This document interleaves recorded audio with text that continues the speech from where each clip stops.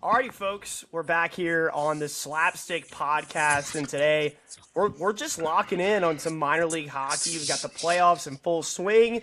You've got three people here that know the SPHL like the back of their hand at this point, and we're gonna break it down. We're gonna get into all the first round matchups, everything that we've seen, and kind of what we're expecting here the rest of these next 2 to 3 weeks. It's gonna be a pretty fun ride to the finish line for all of you that are tuning in for some high single A jam-packed action. And that's kind of what we saw in the first round. Before we start to get into all that fun stuff, though, we gotta bring you guys in on the crew here.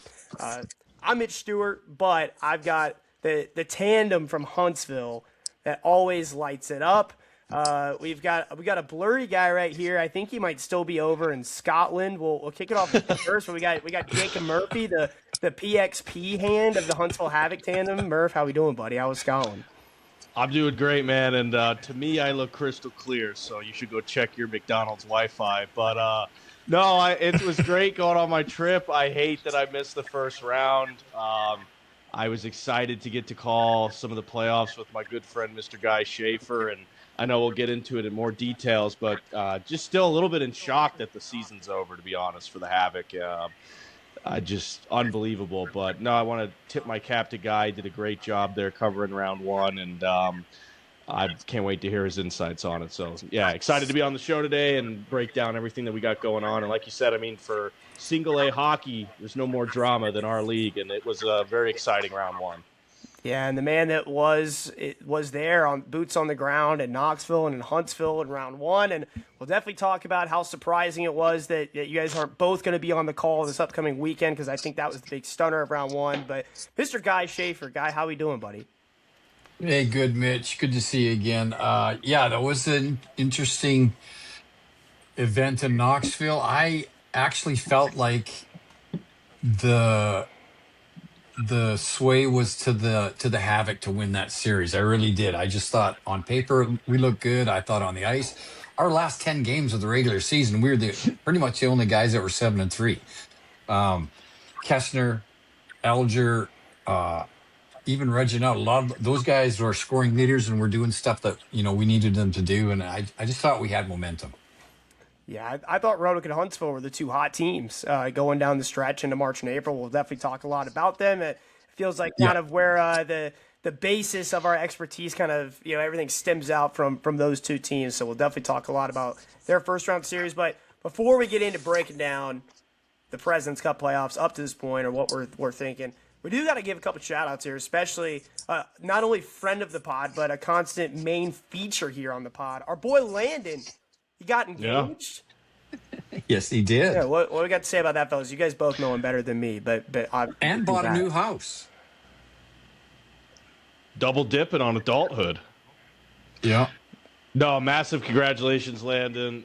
He's such an amazing human being, amazing person. He's been such a great guy to get to know over the last couple years, and he's just a beautiful, beautiful man, and she's a lucky, lucky girl. Let me tell you, she is lucky.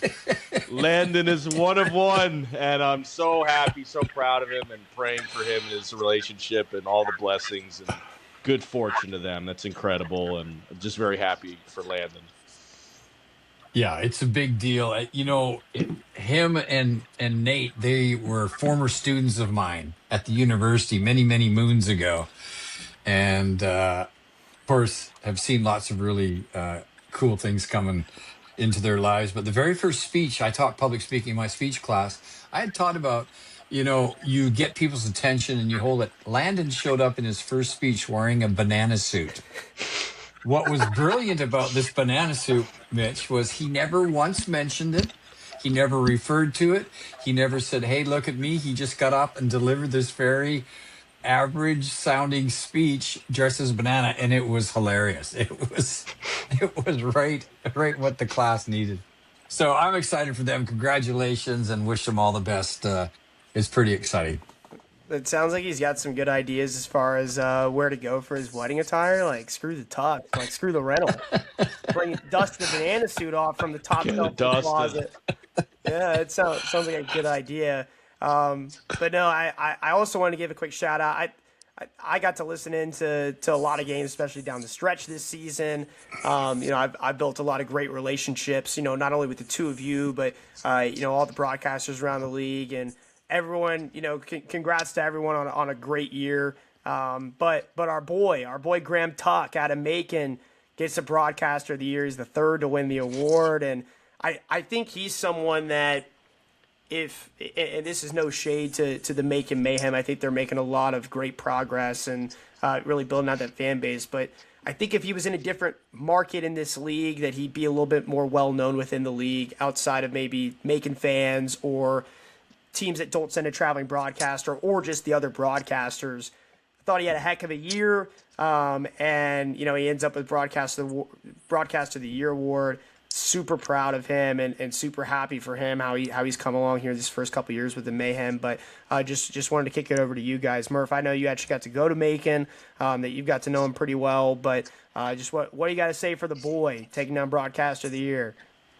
Yeah, I'm super proud for him, super happy. I mean, he totally deserved it. On the record, he had my vote, so I'm glad I made a difference for him. But no, I mean, Graham, he calls it down the middle. He does a great job, like you mentioned. I mean, if he was any other team, I think it would be extremely well known that he deserved it. And he worked so hard. He honed in his craft extremely well this year, and I mean, no one else was better in my opinion. I mean, obviously, Mitchie Stew, unfortunately, but no, I mean, love Graham. And when I went to Macon, my board wasn't compatible with their Chuck Norris Express setup that they had there, and Graham stopped everything he was doing and found me another little sideboard and went out of his. He had every ability to be like, "Oh well, tough luck, buddy."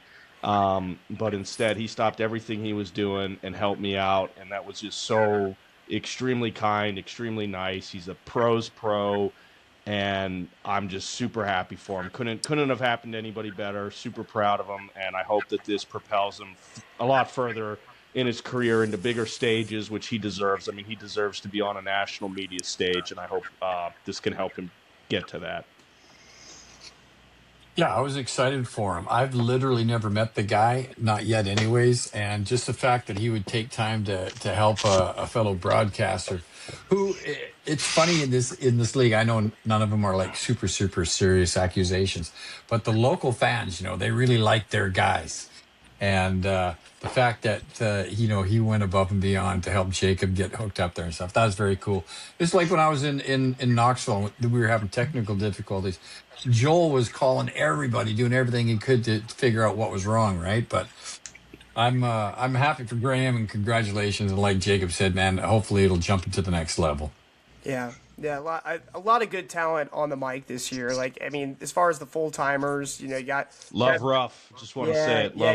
Love my boy Ruff. Ruffer and I came into the league at the same time, and Joel and Tommy have been doing their thing, and are obviously both very very strong. They really help set the standard, I think, across the league. And the other full-time guys, as far as Graham and Gabe, both as far as the Chuck Norris Corp, Union Pro Hockey LLC, as they refer to it. No 401k over there. I tried to look for it for them. they don't get to travel a whole lot, but those being the full-time guys. Braden this year, the way that he was able to step up in Roanoke.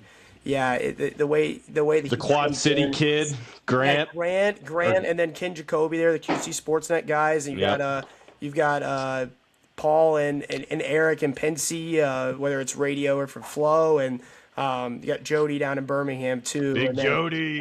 And then the two of you guys, like I want to give you guys your flowers too, like jumping in this year 1. You guys got a whole lot of love, I think, kind of throughout the league, and it was well deserved. Yeah. From being a broadcaster at the beginning of the season, I want to tip my cap to Steve Moulton, great guy, always a great friend. I think you guys have gotten to know him a little bit since you guys have taken over the Havoc gig, but virtual unknown coming in, and it's a little bit different than maybe a new full-time guy coming in. And I thought that you guys brought like a totally different flavor not only to Huntsville, but kind of throughout the league. You did things your own way. It was very unique. And not only that, but you guys were ready to go. You were prepped. You brought the energy. You called it down the middle, which, I mean, hand up, like, I got a little bit better at it this year, but I haven't always been good at that in my own right. But I think if you guys go back and listen October to March, or even, from October to December, and then what you guys were able to do once you got a few games under your belt, you blew me away. You guys were up there with the top of the top in the league this year, and I think it's only going to be better things to come. So definitely golf clap from me over here to you guys, because I thought you guys that means a lot because you're such a great golfer. No, I suck today. Yeah. That was one thing we kind of had in common this week was Jacob was on the greatest golf course in the world, arguably, the old course at St. Andrews. I watched the green jacket get presented to the kid for the second year in a row. But Mitch, you actually went golfing. Yeah. Jacob and I were around golfers, but we didn't actually go golfing. Yeah, I've picked it up a little bit since I got sent to Cancun, hypothetically. So, it was something where, I've got a gig, but it's not a Monday through Friday, 40 hours a week at this point in time. And there's always so much cleaning and going through stuff and different things I could do, and I had to get moving. It wasn't good for me just kind of sitting around and just waiting for going to work or when I could go do something, and everyone else is working during the day. So got going with a few of my buddies, and I've loved it. We're not looking great. We're kind of looking like Sahara Desert meteorology forecast right now. We're a lot of triple digits at the moment. So I thought you were gonna say sand and wet. Well, that too. That's what I took that as. Pretty good. The problem with the sand is it's typically pretty close to the green, so you have to get close to the green to get in the sand, and I'm not always great at that either. So. Golf's a great mental game, though. I think I actually like golf a lot because you can tell a lot about a person and how they golf and how they, because everyone sucks, and how they handle being bad at it. You can tell a lot from someone. I actually thought I knew a guy well, and I went and golfed with him, and he threw his club, and I realized he's probably not a great human being. Or when people lie about their score in golf, you can kind of, it's like, okay, we all suck here. Like, I know you didn't just get a par on this hole. I watched you putt 3 times. Like, what are you saying? You got a 4? Like, yeah, I got a 6. Oh, I got a 4. No, you didn't. You have to cheat. And I don't care. Yeah, you have to. I get it. Together. Well, and I'm not a big stickler on the rules or anything. I'm just saying, but like, if we're playing a little, $5 skin for a hole, and I have a 6, this guy has a 7, and then some guy comes with a 4. No chance. Get out of here. Anyways, but golf is great. It's good mental. It's good everything. It's like when you get on the green and the last guy's finished his putt, and then someone will say, what'd you get? He go, oh, I had a 4. You go, really? And then he does this. He imagines himself back in the tee box. Yeah. And then, yeah. Like he's counting all his shots. I said, buddy. Well, and I'll tell you what, Mitch, if we ever get to go golfing one day, I'm a big pop guy. Pace of play, I call it. I'm so good golf. at pace of play. I don't even say pace. Yeah, ready golf. Be ready. I don't need you reading the green for 10 minutes because I know you're going to put it 4 feet wide. Like, I've got a guy that he plays so slow, I refuse to play with him anymore because it's just, it's annoying. He gets the ball marker every time, and, hey, are you good? I'm like, dude, if you're within a putter's length, you're fine. You touch it up. Pull the pin. No. If you're not in the line, don't put the ball marker down. And I will say, hand up accountability. I didn't spike it. I did underhand toss a club today for the first time since I started. I mean, I'm not this good. guy shot the club. I've played about 6 rounds so far. Yeah. In a month and a half. And a little tiger better. flip to the side after a bad shot. That's not that bad. Well, I this guy frisbeed it, this, man. The mess up before. I was gonna spike it, and then I had my cool, and then the very next shot, I kept pulling up. I was pulling my head up. It was on the front nine. It was right when we started. we didn't hit the range before. My buddy wanted to go to the practice screen instead, which like all the chipping practice I did was so useful when I couldn't get out of the freaking second shot. I couldn't hit an iron. Yeah. But my 5-wood's been like my best club since I started. I couldn't hit it on the front, and I whipped it away from me, and Dude, I'm a monster with my 4 hybrid. It looked like I'm a guard. DeChambeau. I bomb it, man. It's It looked like the But other color than that, guard. I'm terrible. Going away. But speaking of golf, though, the Huntsville Havoc are going to be hitting the golf. Are playing golf, yeah. No, I'm kidding. Great joke. And I think it was a great transition. Yeah, I'm kind of open the back for that, but It was a good transition. I think definitely and we see upsets every single season. I mean, my first season Roanoke was an 8 seed. They knock off the number 1 and number 2, both 40-win teams. Last year you saw Murph, keep your composure, the 6 and the 7 seed play in the final with Evansville and Knoxville. So it's very commonplace. In fact, since I've been in the league, the number 1 seed, the Coffee Trophy winner, has never won the President's Cup. So it's a little bit of a curse, but also you can get got in the first round. And Huntsville in 2 games goes down to Knoxville. There's a double OT game, the first game, and then the third period of game 2, it feels like the Ice Bears just run away with it in a game that Huntsville, again, felt like they were in control of for a bit and just couldn't put it away. Guy, you were there both nights. I want to start with you, and Murph and I were watching, so we'll chime in off of you. But take us through game 1 and then into game 2, what you saw from the booth as far as a team that had championship expectations, I believe, coming into this month to not even get out of those first 2 games. Yeah. Well, when I went down and talked with Coach Stu before and after, and so you get some of that perspective out of the locker room and stuff. But the first 2 periods, it was kind of Knoxville taking it to us, and so we give up a goal or 2 there right at the start. So 2-2 at the end of 1, and then it was scoreless all the way through the second, and then they go up 4-2 into the third fairly quickly. And I just had vibes, right? I said, "Oh, this is not a good time to go down." But from about the 6-minute mark onward, Huntsville controlled the third period. Kestner gets a goal from a pass from Reginato. Then Kestner on a shorthanded. Now it's 4-all. Couldn't get that winning goal. And then going into overtime, you think, well, you know what? We just scored the last 2. We've got some momentum. Mentally, I think we're there. I think this is going to be a good thing for us. And the whole first overtime, nothing. Scoreless, right? And I think that's obviously, if you have that momentum, you need to do it quickly, score as fast as you can. And then just 2.5 minutes into the second overtime, Lilliquist, a shot from the blue line, and I think he was a little bit screened on it, but it was just a rocket to the upper corner of the net, and it was over. It was like you could feel the life just get sucked out at that moment. And I was thinking, we still got time, right? We're going to be home. This team is a very good home team. So we got back there Saturday night, and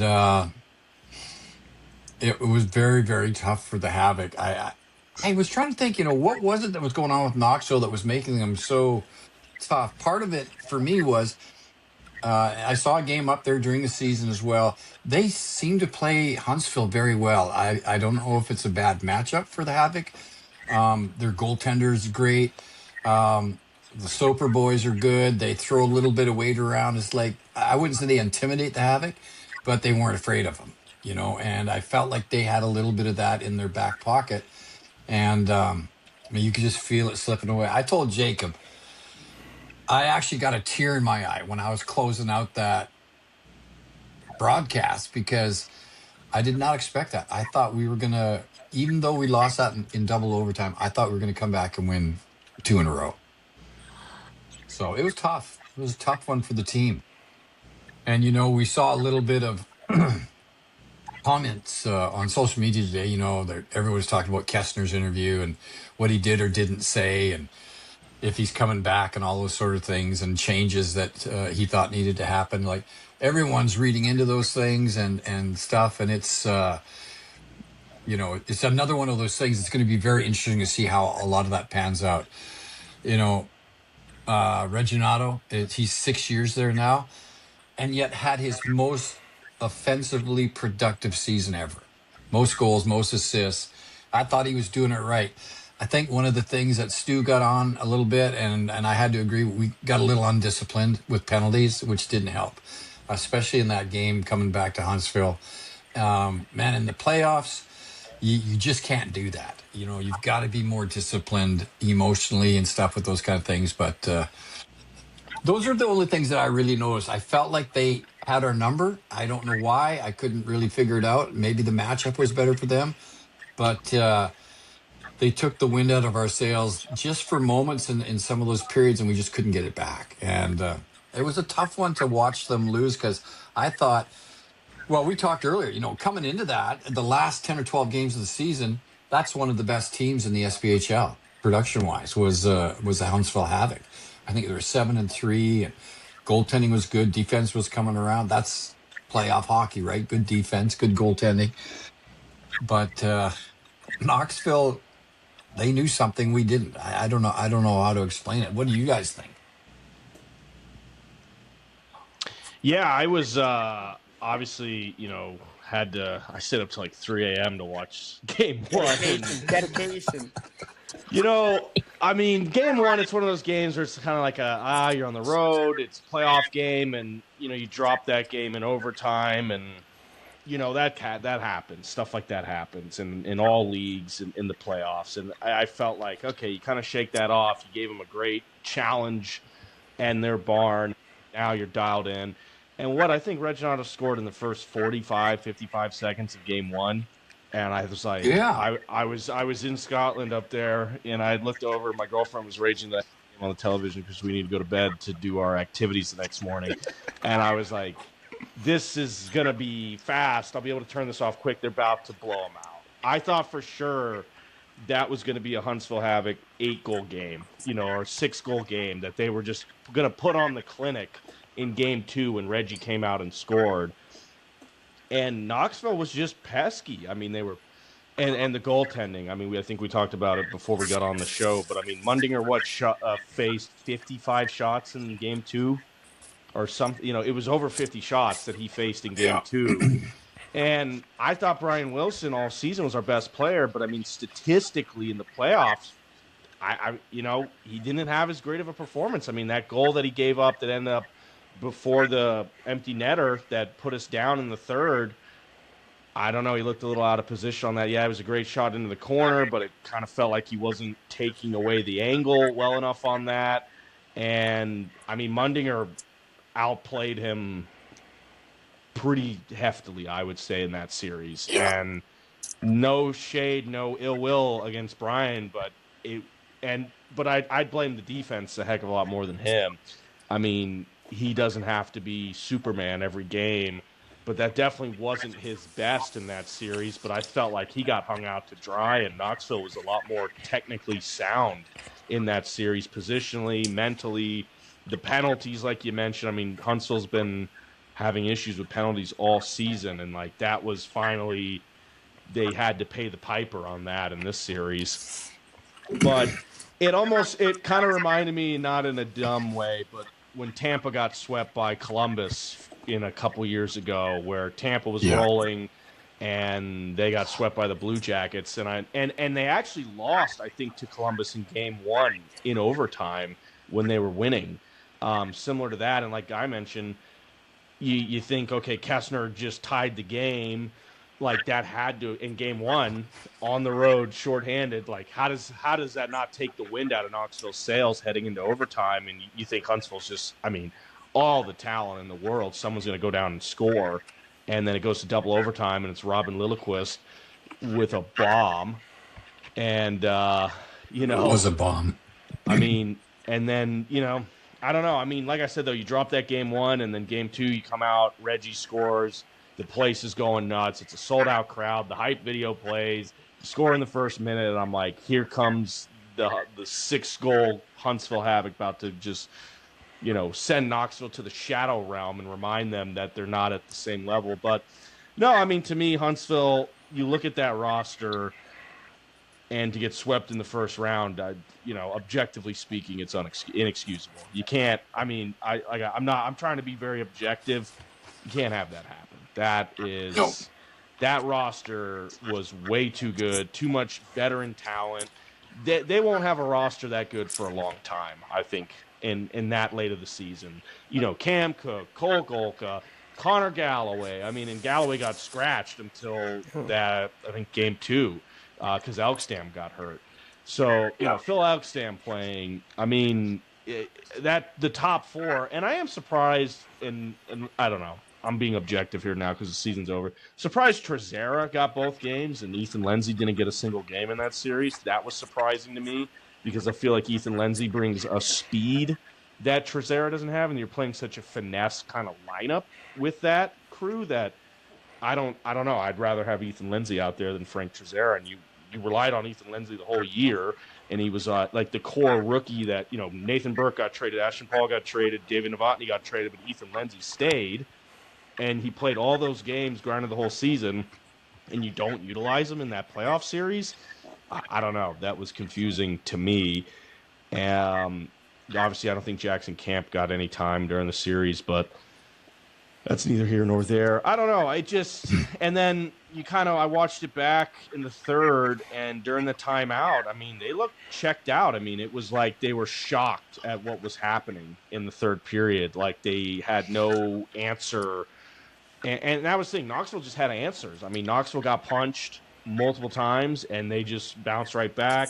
They were taunting the Havoc in their face. They were playing with house money, and they won. I think Knoxville, and I know we'll get to it later, I think they're going to get absolutely body bagged by Peoria, but they're not going to make it out of the second round. I'd be willing to put some money on that. And Tyler Williams didn't even play for Knoxville, which is crazy because I was listening to guys call, and I'm thinking, I haven't heard Tyler Williams once, and I'm like, oh, he's not out there. He's arguably their best offensive player, and Mitch Atkins played really well too in that series. But I don't know. I mean, and Knoxville just got the brakes beat off them by Birmingham heading into that series at home. And then Birmingham gets run out of the gym by Roanoke, but we'll let the king of Roanoke talk about that, Mr. Stewart. But, to me, that's an inexcusable loss. You can't get swept in round 1 like that. And maybe, too, like you think about how Evansville, I think they were the lone team that decided they wanted game 1 at home. And I think Huntsville should have wanted game 1 at home because the whole season, like I mentioned, Huntsville struggled against Knoxville, especially at Knoxville.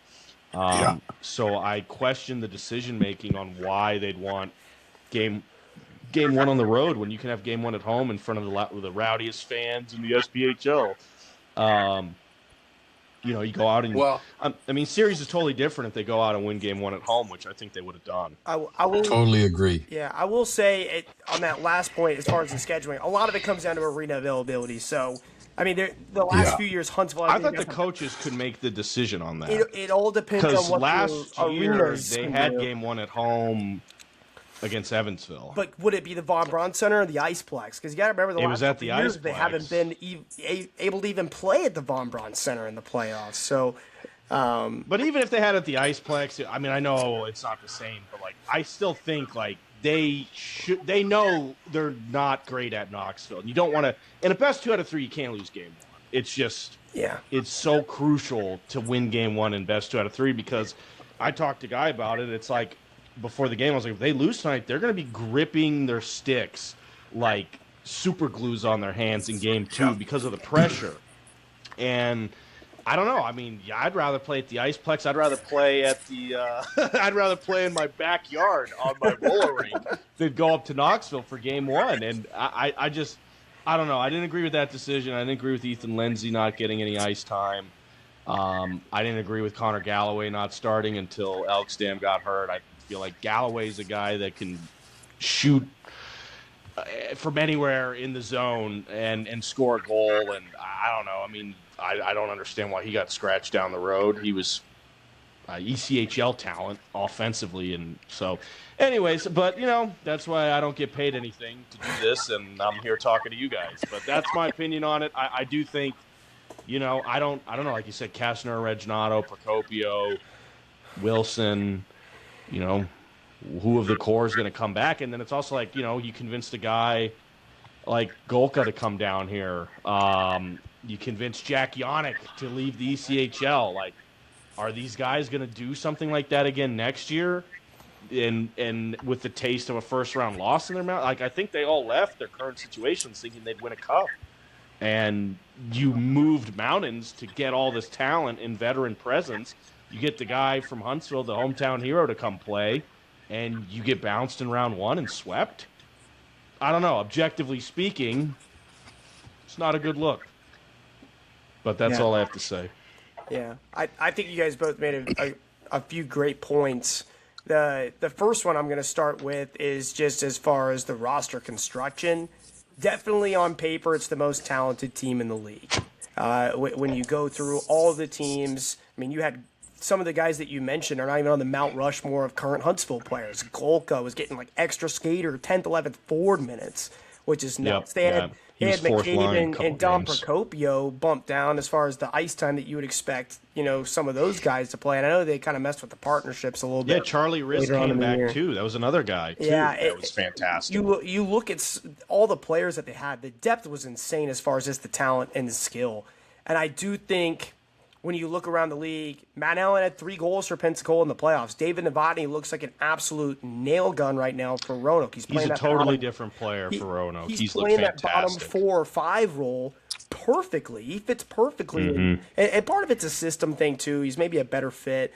But when you talk about Nathan Burke looked good in Quad City, too. He did. Ashton Paul looked good at the end of the year, even though he ended up getting waived by Roanoke, too. But when you think of someone like Lindsay and how he factors in, and then Trezera, I've seen Trezera play, and it's no knock on him, but I think that was a bit overthinking the situation and saying, hey, it's playoffs, we need the size. Because Lindsay's a much better player. He's much more well-rounded than Trezera, just objectively, if you've gotten the chance to watch both of them play. The only thing that Trezera has on him is the size, and I think that was just overthinking the process a little bit from Huntsville's standpoint. I thought going into this series, they were going to have to protect Brian Wilson. The last weekend of the regular season, they gave up almost 90 shots in 2 games.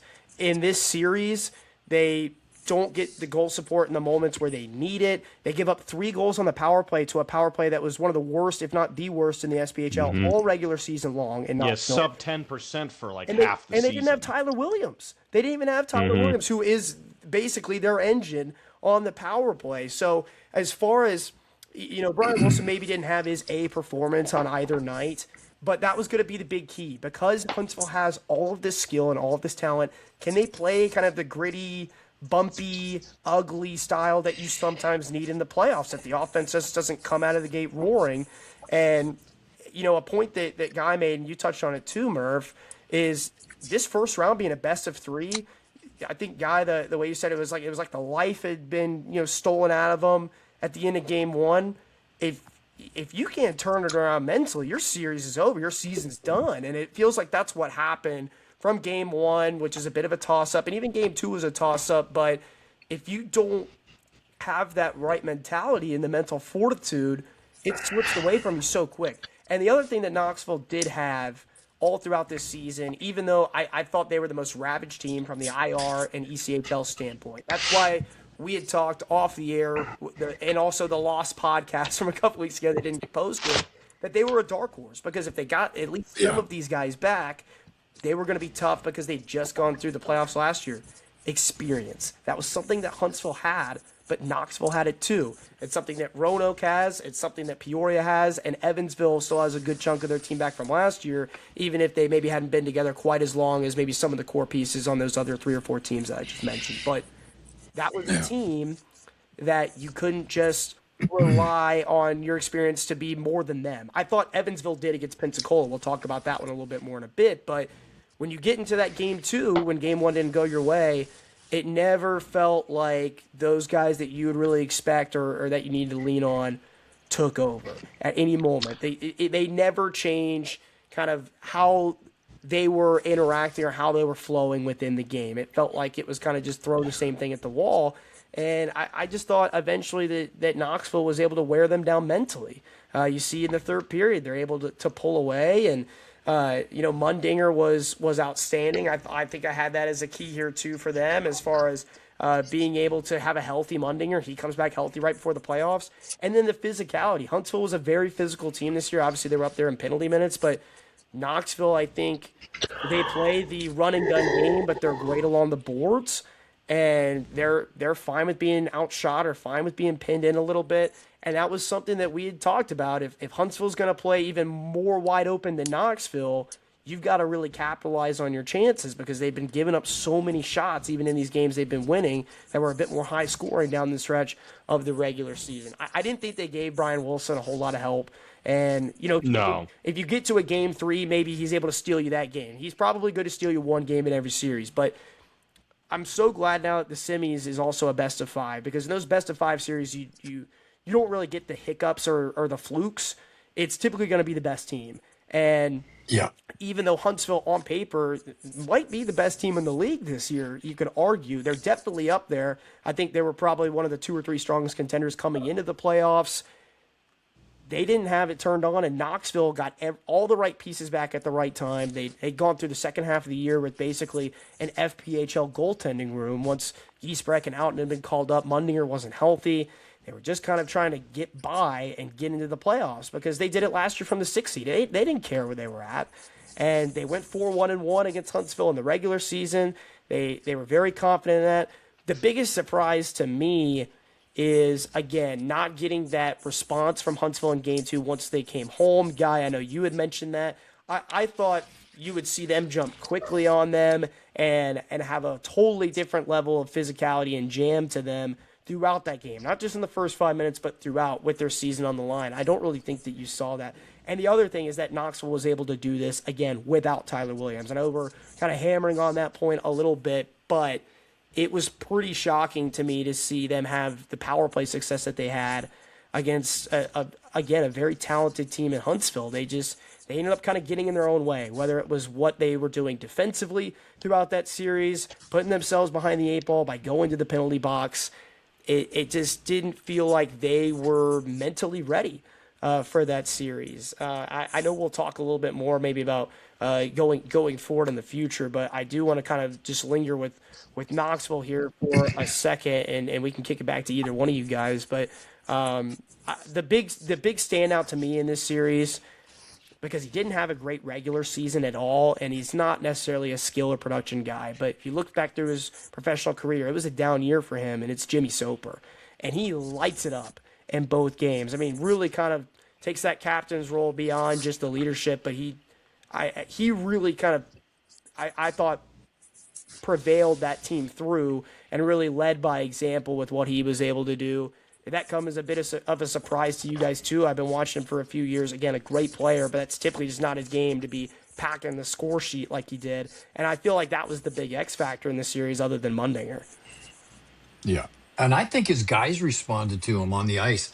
That, looking back now, I would describe a lot of that as there would be a lot of shifts where Huntsville would just dominate, and they would do things that I think that I told Jacob one night. When you get the defenders turning around and skating backwards and then turning around to look forwards because they don't know where the other team is, that's what Huntsville was doing. It was high pressure. But they didn't fold on that second game. That happened a couple shifts, but they were nonplussed. They didn't get upset. And I thought they would come back. They knew that they were going to come back again and have their own momentum shift. I thought they played better in the neutral zone. I think they picked up Huntsville rushes in the neutral zone. They didn't let them get across that blue line uncontested. They had a lot of confidence in Mundinger. But, man, they had a lot of bodies in front of Mundinger, too. Like, we didn't get a lot of second shots, And some of those goals were just greasy goals that happen when you just dig in and go for it like that. That's kind of what Knoxville was doing. They never seemed afraid of us. Now, Jacob said, this Peoria game could be a whole different series in that sense, but for some reason, Knoxville was confident against Huntsville all season. Like, there's certain things they thought they just figured them out. And I don't know if Huntsville responded well, especially in that second game with, a counterattack or counter plan or plan B or whatever. So I just feel like Mundinger instilled so much confidence in them, and their defenders were so good in front of Mundinger.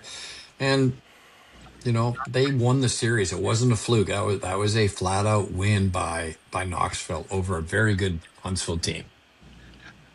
Yeah, and the other thing I noticed too, Huntsville got to start the third period of the second game on a power play after, the Tosto tying goal, and then Kuzmich scores in the third, and they get a power play right after that, like a minute after, and that power play after going down 3-2 was abysmal. That was like the moment, like that was the season, that power play. That was everything. And I didn't get to watch the third period. Honestly, I went to bed. I was exhausted. Once again, it was like 3 a.m. I tipped my own cap. I went to bed. It was 2-2. And I woke up and like in a sweat, and I checked my phone. I was like, oh my God, they lost. I saw it was 4-2. And I went back the next night later and I watched back the whole third period. But that power play was everything in the third. And, it was even funny, too, when I saw the empty net goal. I was like, wait, they only had 5 guys out there because they, were 4-on-4. And Chirino took himself off the ice for Lilliquist, and that's not a good, smart trade, because Chirino was one of their better forwards. And like you said, they traded for Matt Allen, who lit it up for Pensacola. But, yeah, that was the power play that you needed to have it. You didn't have it, and you mentioned Soper. He tied the game in the first after Reginato's early goal, and then, he put the icing on the cake with the empty netter, and he led from the front. He led by example.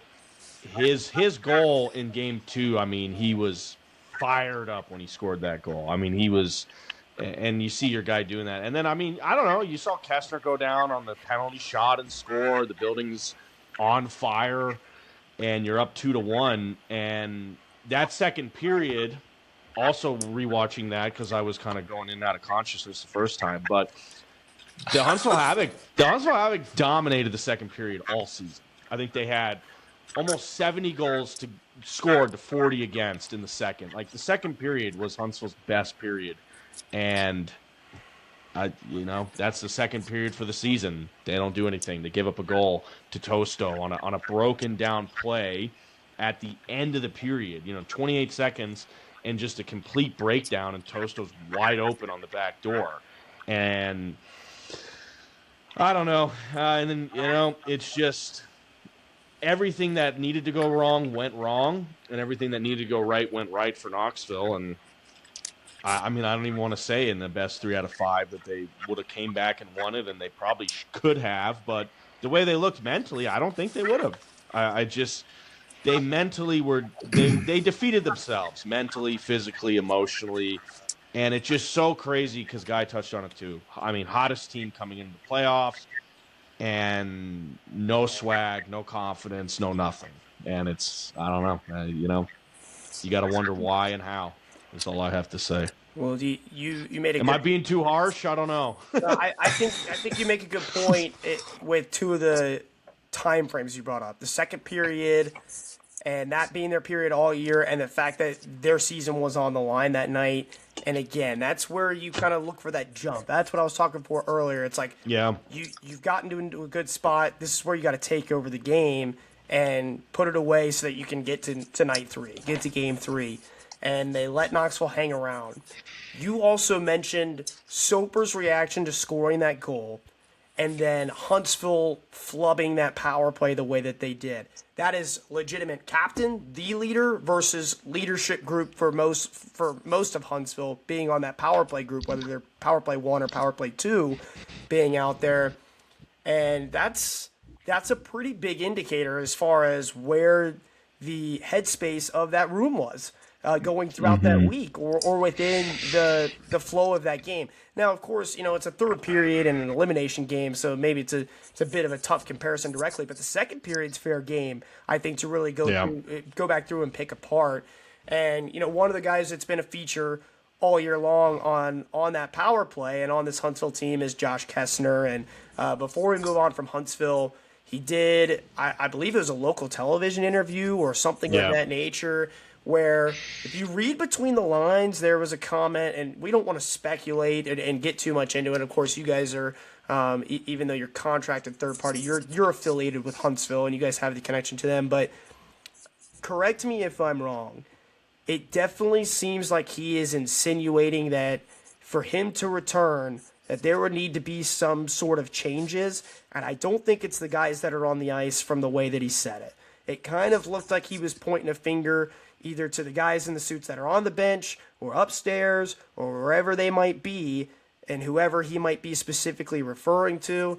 Because, of course, Stu, I thought he had a great first season as a head coach there. He got them to the final with a very young Huntsville team, and then had built this group this year that kind of looked like they were going to be the team to beat, that you could say going into this month. And I do think he deserves a lot of credit for it, but it's very interesting to have someone make that comment, especially with Kessner's background and all the places that he's played before and his pedigree as a player. Of course, we won't get And being into this. from Huntsville too, Yeah. I mean, that's a huge deal also. Yeah, as far as the connection to the fan base this year, but and we don't want to spend too much time. We kind of touched on a couple of the guys, whether it's Reggiano, Don Procopio, Wilson, Connor Fries, some of these guys that have been there for quite a while, what their future might be, and that could be a big indicator too. But what did you guys make of those comments? Do you think I'm looking a little bit too far into it, or did it kind of seem as apparent to you two that something smells or looks a little bit off here as far as him being so willing to make that comment so fresh after the playoff series, and that it didn't really seem like there was anything kind of positive to back it up, particularly at that group that it felt like he was alluding to? Mitch, I had to listen to it twice because the first time it surprised me. And I was like, wait, what did I just hear? So, yeah, I mean, there's no names and no storylines or anything like that, but there was a sense of frustration there, right? Yeah. No, I thought absolutely. Yeah, I was going to say, I mean, you can definitely tell the emotions there. It's fresh.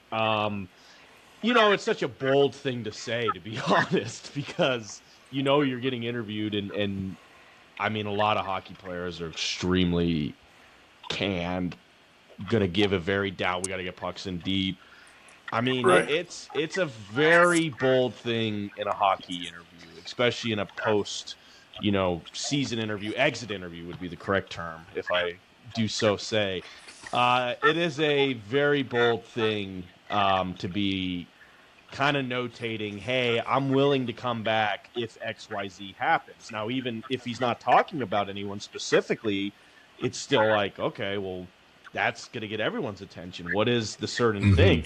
Is it family related? Is it staff related? Is it even about a player that he didn't like? So, no, I mean, he knows what he's doing, and I think he's trying to send a message across the bow, whoever it's about somebody that he was willing to do it. So, I mean, I think our responsibility is to acknowledge that, yeah, he's definitely talking about something or somebody, and I know it's not like that he's talking that he needs the arena to be nicer or something. It's definitely somebody internally that he's discussing. So, and I think he would have mentioned he would have made a joke. Oh, if my wife wants me to come back or lets me come back, he would have said that.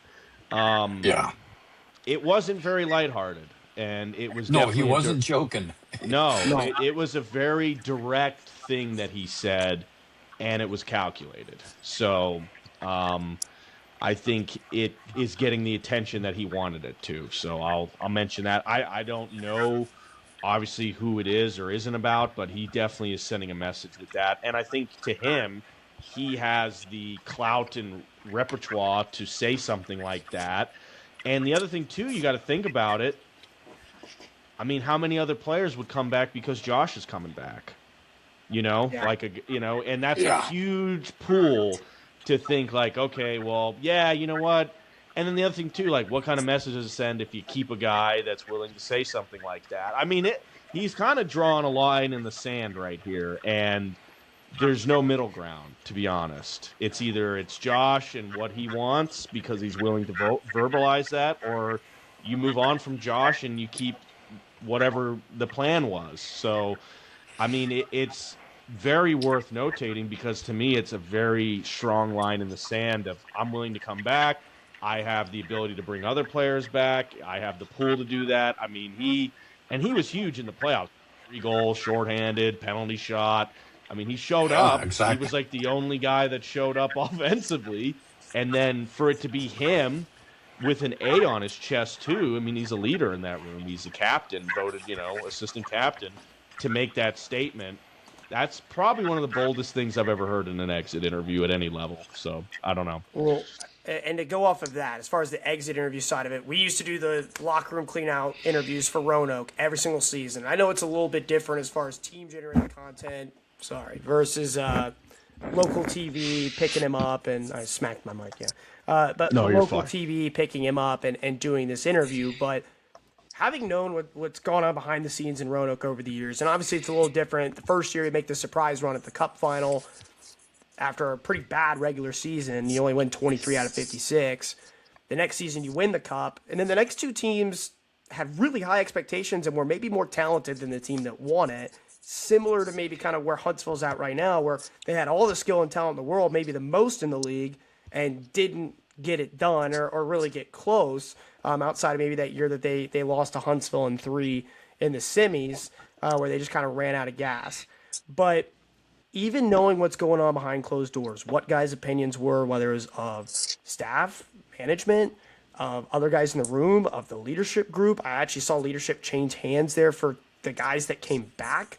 One guy came back from overseas and was the captain. The other guy wasn't. They had a really good relationship, but there's always going to be tension when stuff doesn't go your way, right? Never in my life in any of those locker room cleanouts did I see anyone get a shot taken at them, whether it was, ownership, management, hockey staff, teammates, no one, right? And these were with teams that, again, there were guys that were pretty upset at the end of the year over how different things happened. So for him to go out of his way to drop that, I think says a lot. Huntsville's going to have some pretty interesting decisions to make this offseason. It looks like. Anything else that you guys have on them before we move along here through a couple of these other series? I would like to be a fly on the wall. Yeah. Yeah, I was just going to say 2 first-round exits as a 2 seed. Got to look internally and discuss what kind of culture you want to have moving forward. And to me, it's a team that has championship culture and championship aspirations. And you got to figure out whether that's making better cohesion with the roster and understanding that, hey, putting the most talent on paper, they would have won the fantasy hockey league, but not the SPHL this season. So, no, I mean, I think it's a gut check for sure, because that is, it was a huge investment into this team, and I felt like they moved mountains to build the roster that they built, and to get that kind of a result that, they had the same result as Birmingham. Laugh all you want at them. They got swept too, and they got the break speed off them, but at the end of the day, in 10 years from now, when you look at the SPHL history log, both teams got swept in the first round, and Huntsville put a heck of a lot more effort into their roster building than Birmingham did, and they suffered the same result. So, Well, I'm glad that you mentioned Birmingham, because that's actually this. And I'll give you the transition. We're moving up next. I know you teed me right up, brother. You teed me right up. But wow, that Roanoke Birmingham series, I think, was another big shocker to some, mostly because of how that series has been throughout this season. Birmingham had won 4 out of 5. They had really picked it up, I felt, the second half of the year. Drake Glover coming back right around Christmas just jolted something into them. And they were a much different team than they were in October, November throughout the stretch run. And for Roanoke, I thought going in, the big thing for them was going to be you have to cut down on the penalty minutes. They're the most penalized team in the league. And on top of that, they had to really start fast. We even have talked about on this podcast before how different their record is when they get the first goal or if they're leading at the end of the first. And they give up 9 power plays in the series and in 2 games, and they give up the first goal in the series on the road. But it felt like it gave them such a fire lit under them down there in Pelham after that first goal went in. They score the next 13 in the series and just absolutely dominated Birmingham ever since that very first goal from Glover got things kicked off in game one. They ended up going 9 for 9 on the PK with 2 shorthanded goals.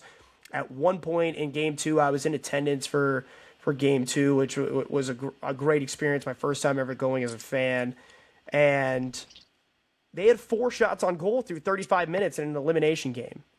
And after the first 10 to 15 minutes of game two, Roanoke, I think they were out shooting them 11-2, 12-2, ended up being like 13-3 at the end of the first period, shot on goal count. They hit them so much and so heavy in the first 10 to 15 minutes of game two, you could visibly see the Birmingham players dodging and spinning out of hits that they knew were coming. It was a white flag if I've ever seen it in 5 seasons really following this league. It was pretty surprising to watch, and there were a lot of new pieces with this Birmingham team. I mean, the defenseman line, other than I think Scahill, was almost completely different than what it's been in the past few years. That was a big weakness of theirs coming into the series, that they were going to have to protect Hayden Stewart and give him goal support. Stewart doesn't even make it to game two. He gets pulled for Taylor Joseph late in game one, and Joseph plays the whole way in game two. But, I mean, even the experienced guys, Glover, you could see Valerian taunting him and getting in his head at the end of game one. Didn't look like himself in game two. Sinclair, Olenek, the Ledziankos, which Phil ends up back for game two. He hadn't played in quite a while. He'd been hurt for most of the season. I think it is a twofold thing. I saw this question on SB Fans. Is it Roanoke that good, or was Birmingham, did they just fold that bad? I think it's both. For Roanoke, what got them going was they got to the net. I was texting with a couple people in game one, and the first 10 minutes, the top line, you got Widmar, Mueller, and Broman, as good as any top line in the league. And it's kind of, a couple blind drop passes, and it's very skill. And I think what Dan Brimmer would call it is, effing cute or something along those lines. Pretty boy hockey. And as soon as that first goal went in, almost every single goal from then on forward was getting to the net. It was all about the net front, whether it was tips, rebounds, scrambles in front. They absolutely blitzed the crease in the Birmingham end, and they kept everything crisp and clean in the back end. I mean, 4 shots allowed in 35 minutes is bizarre. However much Birmingham didn't show up in game two, that's a big testament to how Roanoke was able to create pressure on the forecheck and completely shut down the Birmingham offense from even building up out of their own end. I think a lot of that was when Birmingham did get offensive zone possessions, Roanoke really did a good job forcing them out over the perimeter. They were blocking shots. Birmingham had nothing clean in game two. And so many, again, of those great scoring chances came from the net front stuff. So winning the houses at both ends, I think, was a huge key for them. Obviously, they had the PK success, and in game two, that really kind of put it away. When they got that first shorthanded goal, Birmingham had nothing going at that point, but they had a couple of power plays in that game too, where I'm looking over to my dad, Tommy Municello, a former Dog, actually a former Havoc too. We're kind of like, this is the time for Birmingham to get back in it. Austin Rodebush hasn't seen a shot in an hour. If they're going to get back into it, this is the time, and it never came. For Roanoke, it was sheer domination again. I thought after that first goal, again, they have that blend of the experience, whether it's guys that won the cup. There's a couple of guys, and Martin and Broman, that were there the year they lost in the final, the year before they won the cup. You add in someone like Joe Widmar, who's been so hungry all season long. I think he had 3 or 4 penalties in game two, and to see him, getting involved like that, I heard the loudest audible "what" after one of these penalties. I need to go back on the broadcast and see if I can find it, because you could hear it from the parking lot. I've never heard a player so clearly on the ice before in any of my experience, whether it's broadcasting hockey or watching a game. It was pretty wild to see that. So just a really dominant series, I thought, from Roanoke overall.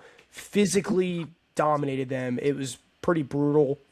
And when you look at the depth of the team, we'll talk a little bit more about it later on. We kind of get into some of our predictions, but they definitely look like they have the right makeup. Not just the top end talent, the top line skill, but the way that their bottom line, those 4 or 5 guys can play, the way that they're rolling this defenseman group right now, then obviously Austin Rodebush, if he's locked in, he's going to be as good as anyone at the other end of the ice on a given night. That guy's amazing. Yeah. So I want to turn it over to you guys. Roanoke again, they only won 1 out of 5 against Birmingham. Yeah. You guys got to see Birmingham quite a lot. Obviously, your neighbors to the south down there in Bama. What They kind of had our number. Birmingham gave us fits every time we played them. But I will tell you this. Roanoke put guys in front of that net because they knew they could. And Birmingham could not get them out of there. And if you're letting guys go there, and it's a terrible thing to say probably, but if you're not doing something significant enough to make them not come in front of your net because it's so uncomfortable to stand there, they just kept it up. And to me, that big statistic that you gave there, Mitch, and they gave up 1 and then scored 13 in a row without giving up another goal, like that is huge Nothing domination. on the power play. Like just right. That's unbelievable. And that's not the cleanest team in the league, Roanoke. They're not afraid to mix it up and take a penalty. Yeah. Dirty dogs. Yeah. That's a matchup nightmare in the playoffs, for the finesse of Birmingham versus the physicality. And I love the fact, I was telling my girlfriend, I was like, I love that Roanoke just beat the brakes off of them. They didn't stop. 6-0 and 7-1 or something. Yeah. They blew them out both games. And that's just psycho Dan Bremner just running up the score, and I love it. I love everything about it. That's how you get dialed in for the playoffs. You go psycho mode, and you just beat the brakes off a Birmingham team that, honestly, though, they look good. Like I said, they played Knoxville very well. We had just swept them, though, the weekend prior to win the Joe Stroud at home against them. But, I think Roanoke is just – that's a team that's firing on all cylinders. That's a team that's hot. That's a team that knows what works for them. And they're poised. They are dialed in and poised to win the Cup. It was an extremely, extremely impressive first round for them. The most impressive looking team in the first round by far for me was Roanoke. And like you said, Mitch, when Rodebush is on, maybe no one else you'd rather in the net in a situation like this in the playoffs. Now, can you sustain something like that over a 5-game series against an Evansville team that's not afraid to match you physically and has the size, and a guy like Simoneau, and they have players that are also going to, Matt Hobbs plays extremely hard. They're, Christian Stead's incredible in net. It's going to be a tough series against Evansville. They are riding the high and the confidence of winning last year, coming back in their game against Pensacola, which I know we'll jump to that in a little bit, but to me, though, Roanoke looks like the best team in the league. They also just swept Peoria to end the season. And that was a huge, huge deal for them. Yeah. And after seeing that Peoria series, how they handled that, Dan Bremner pulling the goalie in overtime just for the heck of it. I love that. That's John Tortorella-esque. It's incredible.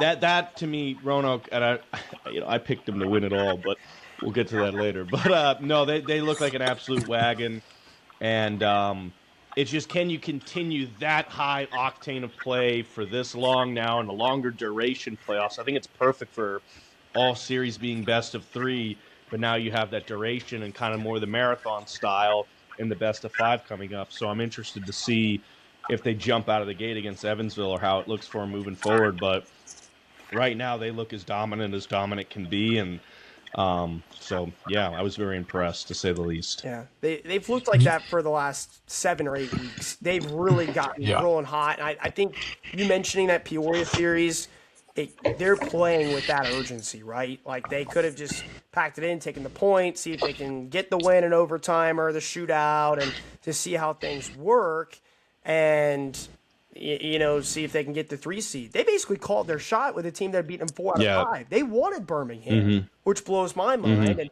that tenacity, again, I'll always be vocal about this. CJ Valerian, one of my favorite Roanoke players, not only off the ice, is a phenomenal human being, great friend of mine, but the IQ that he has and what he's able to do in front of the net, he's not necessarily going to be a 30-point defenseman, but he's so flippin' smart. He understands the game, and he understands the game within the game. And you mentioned how they did not take their foot off the gas. For him to be pulling kind of the little silly stuff, you could say, trying to get in Drake Glover's head at the end of game one, that was all about setting the tone for game two. And it was there. The mental chip was on their shoulder, and Birmingham looked intimidated in game two. That place was jumping, and from the first 5 minutes, if you watch from puck drop to the first media timeout, there are 2, 3, 4 crunching hits that Roanoke laid. And from there, as that first period got on, it felt like Birmingham just slowly, more and more, they got pushed into their own end, and they weren't skating the same way that Roanoke was, and Roanoke just grew in that confidence. So, again, I think it comes down to that tenacity. It's the mentality type of thing, and they do look really good. You tipped your hand a little bit on your pick for the championship. We're going to talk a little bit more about them moving forward. For Birmingham, they're going to be an interesting spot. Obviously, they let Kevin Kerr go this year. It's Justin Simchuk since about the halfway point. It looked like that ended up being a good spell for them after it was just Craig at the helm on his own.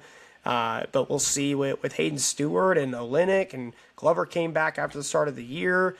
Those are some guys that are maybe moving towards the latter parts, if not the end of their careers. And then the Ledziankos, too. I mean, you'd imagine they're a package deal, and Burmy goes as they go as far as moving forward. So it'll be interesting to see if they stay in the SPHL. Obviously, they're going to be protected 100%. But do they move up to the ECHL? Do they go to Europe? They're definitely at that skill level where they're going to have options beyond just this league. So that's going to be an interesting thing for me to watch, I think, too. But we'll talk a little bit more about Roanoke and Knoxville and some of the other semifinal teams. But I do want to touch on the other two series that maybe we don't have as much of a personal attachment to, but still some really good hockey in these series. And we'll start with the Coffee Trophy winners, Peoria. They end up sweeping Macon. Our boy Graham gets beat down by our boy Ruffer in round one. But this was a series that I thought it was decided in the first period of game one, and not because Macon wasn't in it. Macon showed up with a great first step. They had a lot of jam. In the first period of game one, they had great chances. They had some power plays. They don't capitalize, and you get to the first intermission, there's nothing to show for it. And from there, it felt like that python of the Peoria defense and their structure and their play style just suffocated Macon. They only scored one goal across the two games. It comes on the power play, and even though it feels like Peoria for the last couple of weeks, I said this to you guys earlier, I don't feel like they've gotten out of third gear yet. It almost feels like they're coasting a little bit. Not that they are intentionally, and they definitely have a lot more to grow into as far as what they're capable of. But again, it was impressive because that is something that they do better than anyone else in the league as far as what they're able to do from a limiting chances standpoint. And then if you do get chances, we saw it with Bostet and Latinovich in the regular season, but Latinovich has been handed the keys for the playoffs, and he looked dialed in those first two games.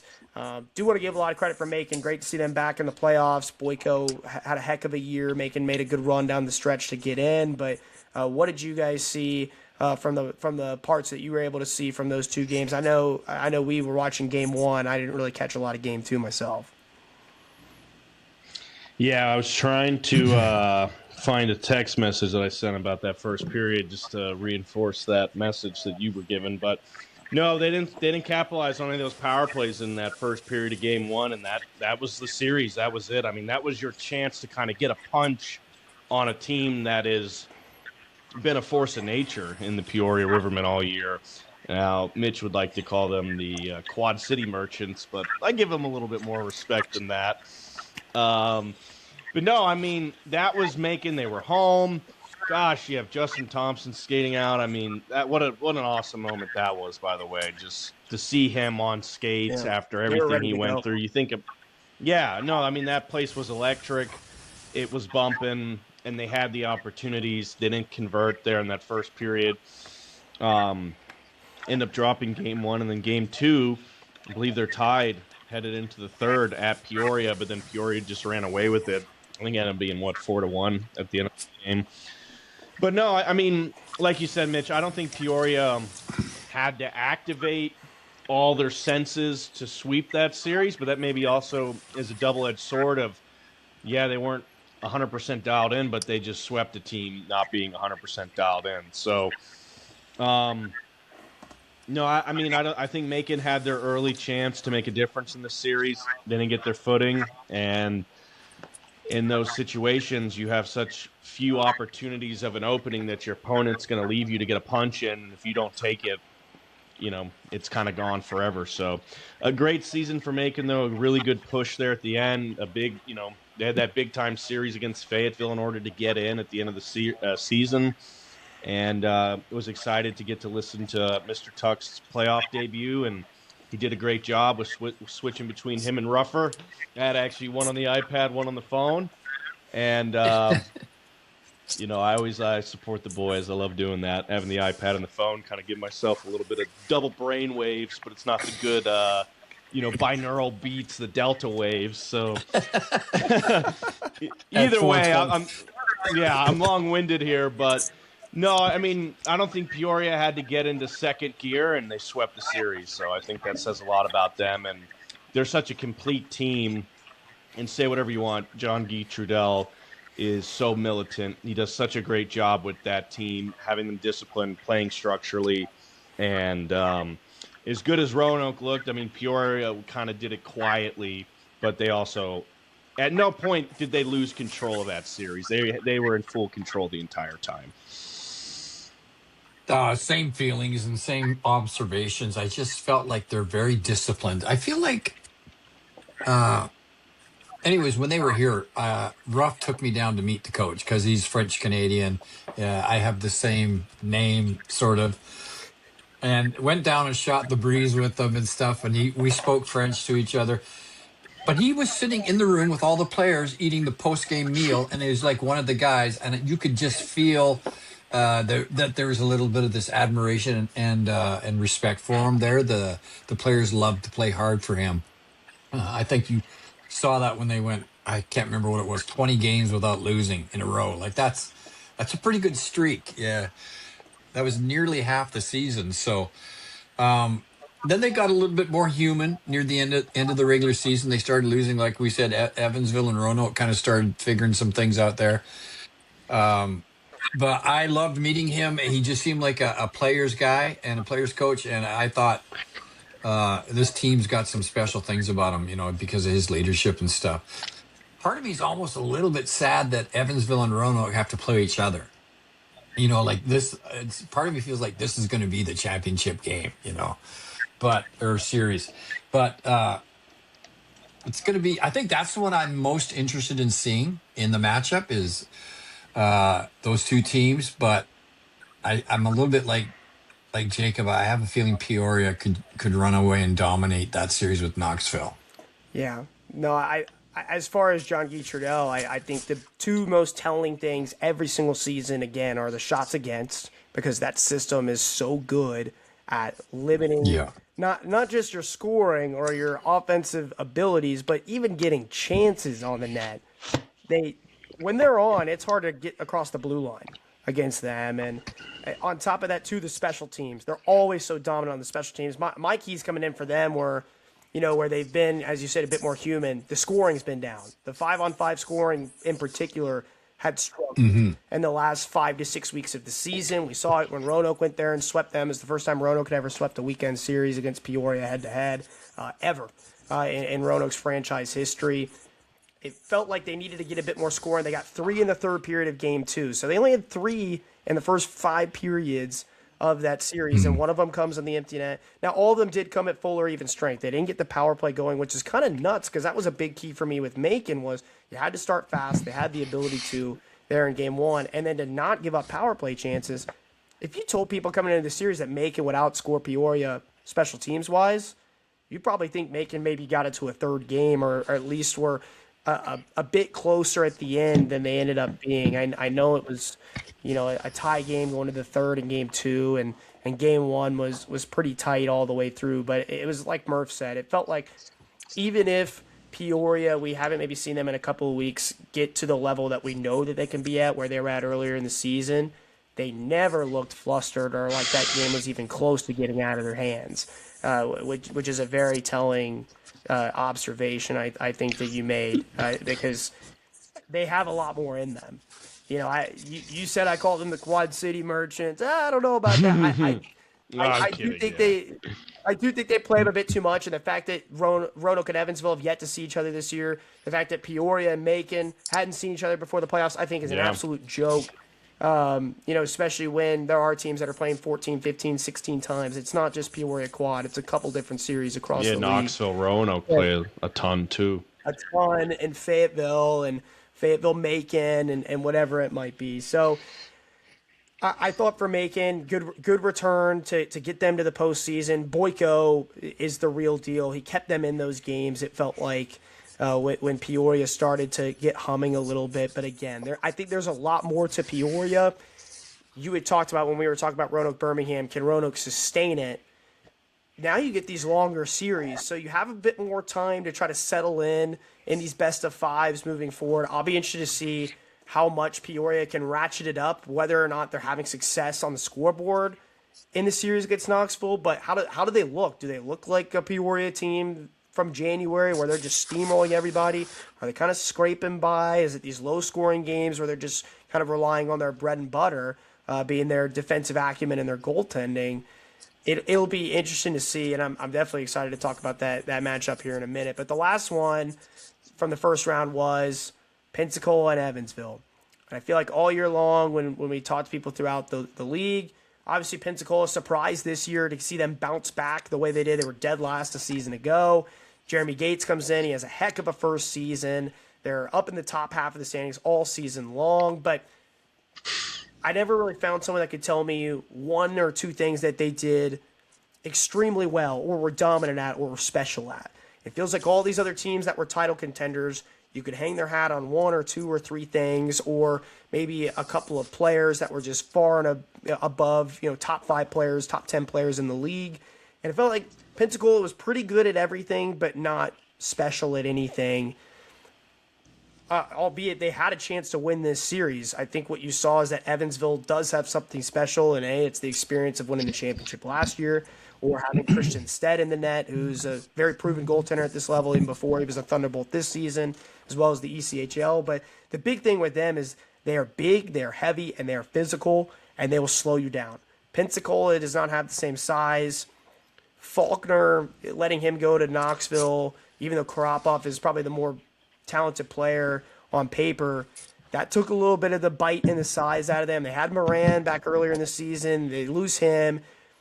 I knew that was going to be a really tough matchup. I was actually surprised it got to 3 games. That's a credit to what Pensacola was able to do and what they were able to accomplish. But coming in, I thought for sure Pensacola was going to have to really up their physicality, and they were another team like Birmingham that struggled defensively at times this year. They were going to have to protect Christian Prop, and they only gave him 7 goals of support through 3 games, which against Christian Stead and the way that Evansville plays, they want those low-scoring, tight games. That's the game they want. Those are the games that they're going to win more times than not. For Evansville, I thought that they were really going to need to do a good job of scoring better at 5-on-5. They didn't score on the power play in the whole series, and they scored 9 goals. So when you kind of break it down that way and you look at, again, how Evansville is able to slow people down and make them play at their tempo, make them play the way they want, and the fact that they have that experience from last year, I wasn't really surprised that Evansville came out on top. I was just more surprised that it went 3 games personally. What did you guys see? What were you guys maybe expecting going in versus what the end result was?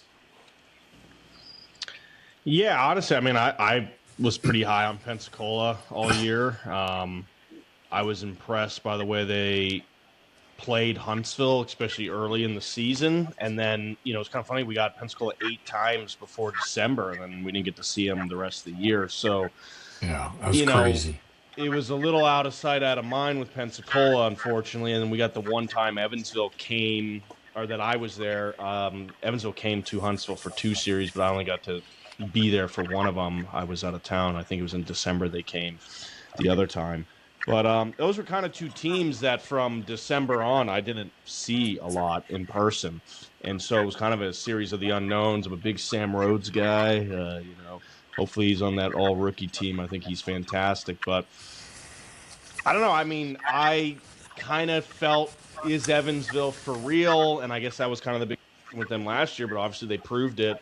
But yeah, they seem to kind of have that magic sauce, that clutch gene that you need to have in the playoffs. I was rooting for Matt Allen, loved the way he was in Huntsville, and he played fantastic in the series, 3 goals, as you mentioned earlier in the pod, Mitch. But no, it kind of was like a perfect 4-5 series, in my opinion, that either of those teams could have come out victorious, and the fact it ended in an overtime in Game 3 didn't surprise me at all.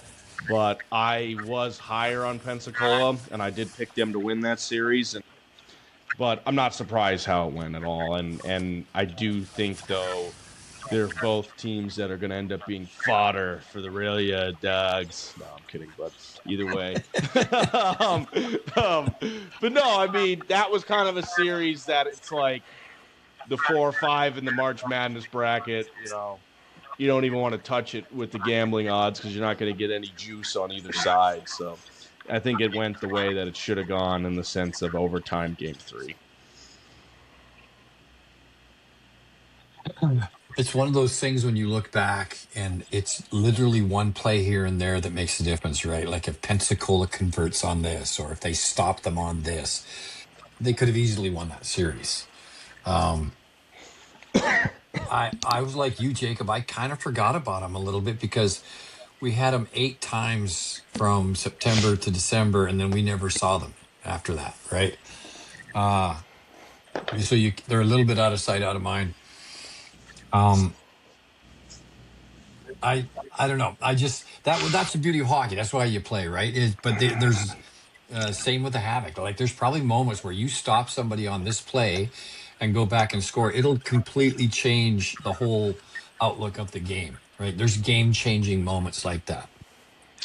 Well, and yeah, I mean, the comeback in Game 3, I got to give Evansville a lot of flowers for that. I know we talked about it off air, Mitch, that, it was 8 minutes plus left, down by 2 in the third. And, I mean, that's pretty impressive by Evansville to come back in that third game in that situation and to come and win it in overtime. It kind of felt like they were definitely going to take care of business in overtime, and I think they scored the OT goal in the first 5 to 7 minutes of overtime and took care of that. So, I mean, good on them, and good on Mr. Tommy to get. I know he loves his team, and to get to continue to see them progress forward, and it'll be really interesting, that Evansville Roanoke matchup, because I did view Evansville as a team that is a little bit more on the physical side. Kind of saw Huntsville, Evansville, Roanoke, and at times Peoria is kind of the more physical teams in this league. And then, so it'd be interesting to see with them not facing each other. And like you said, Mitch, only one time in the last 2 seasons between those two teams. Can Roanoke push them around, or will Evansville be able to match that? And does Roanoke have to maybe then utilize their speed and finesse game that they definitely possess as well in this series coming up? So it'll be very intriguing. But no, I would have rather have seen Roanoke move forward just because of my affiliation and liking of Mr. Matt Allen. Yeah, and I do want to clarify again.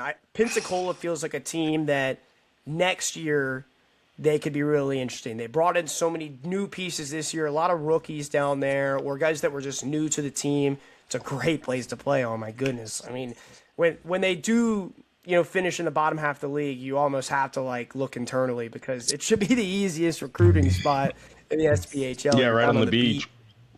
And they've won 4 championships. They have great fan support. They're up in the top 3 every year with Roanoke and Huntsville typically. This year they were second.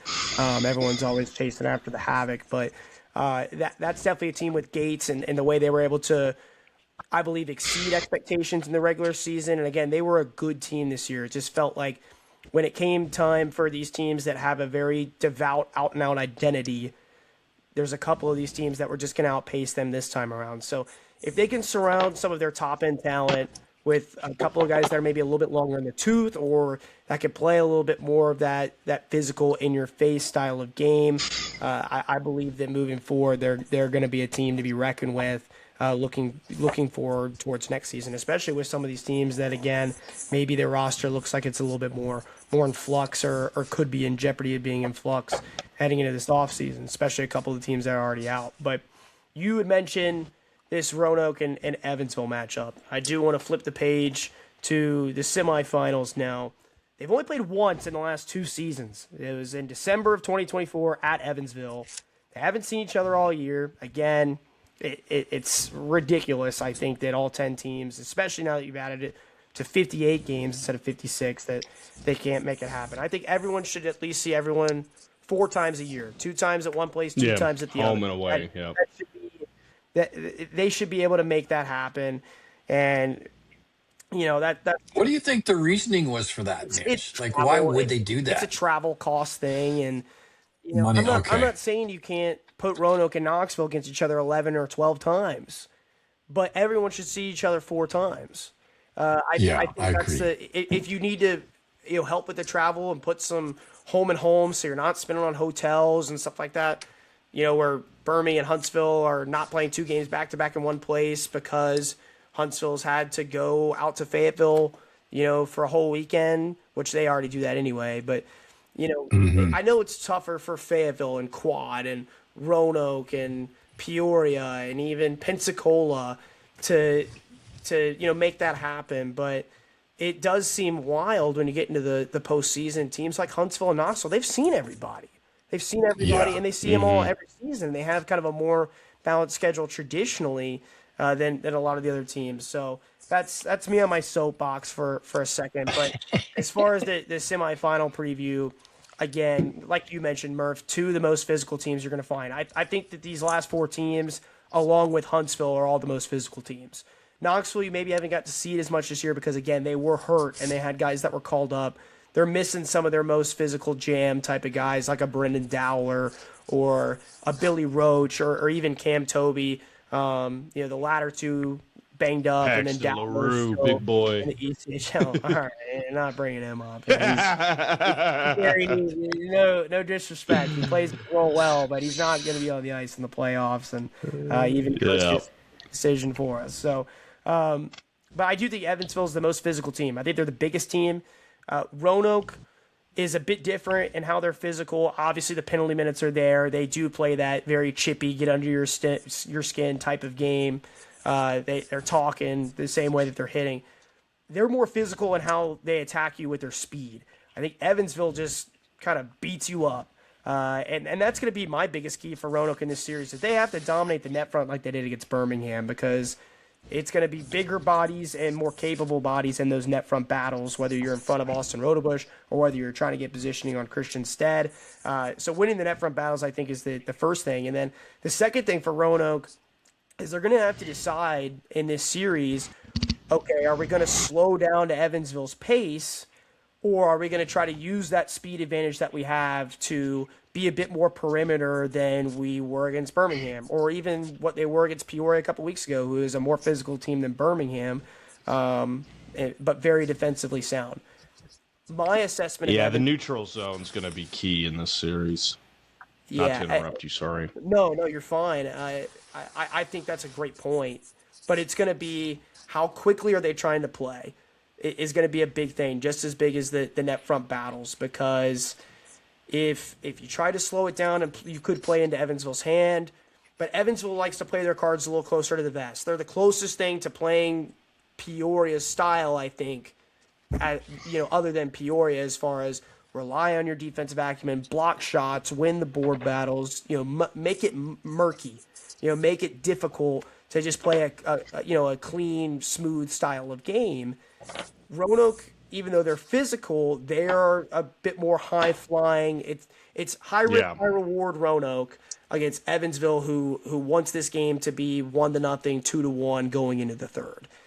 Unless they really just come out and are executing and efficient on their offensive chances. So I think that's the big thing. For Evansville, I think they're going to have to protect Christian Stead. You got to keep those second and third chances away when Roanoke does have the opportunities. They just showed you how they could pot them. And the other thing with Evansville that's going to be a big key, we talked about the speed difference, but this is no disrespect because Evansville is a very deep team and they just won the Cup last year. the top 6 for Roanoke looks a lot different than the top 6, I think, for Evansville, them head-to-head. You've got to find a way to make sure that Curtin and Abbott, Gilmore, those guys have to be running. They have to be rolling. You have to get production out of them to keep up with Joe Widmar, Travis Broman, Gustav Mueller, even Matt O'Day from the blue line. Those feel like the two big keys on either end. What say you guys as far as kind of how you see this series panning out, or what you feel is the most important for these teams? You've gotten the chance to see them both play throughout the season. What's going to push one of these teams across the line in front of the other in a best of 5? Well, to your point about size, let me just say this really quickly. There's only 2 guys on the Evansville roster that aren't over 6 feet tall. Yeah. And they're both 5'11". And if you look at the weights on the right column, they're all like 190s up to 210s, even 215s, a couple at 220. So they're a big thing there. So, but to your point, Mitch, I think Roanoke's going to be more offensively a challenge for them. So, but sorry there, Jacob. I jumped on you. Oh, no, you're okay. I was just going to say, I think Roanoke has the size to match that. I think this is a bad matchup for Evansville because Roanoke has the speed, has the size, like you mentioned, Mitch, and has the ability. Like, I wouldn't be surprised if Roanoke runs the score up in one of these games also. And I could see that happening in a game 1, and they just jump out on them, and the Berglund Center's packed, and the peak aura and vibes with Mitchie Stew on the Jumbotron. But, no, I'm kidding. But anyways, no, I see this going in 4 and Roanoke winning it in 4, and Roanoke wins game 1, game 2. Evansville takes game 3, and then Roanoke closes in game 4 is how on the road as well. I just think Roanoke has that extra punch and push that you're not going to hold Roanoke to 1 or 2 goals this entire series. It's too much to ask, I think. And I don't even think we saw the best out of Widmar yet. Marcin Kavix is still heating up. I think he's my X factor for this series.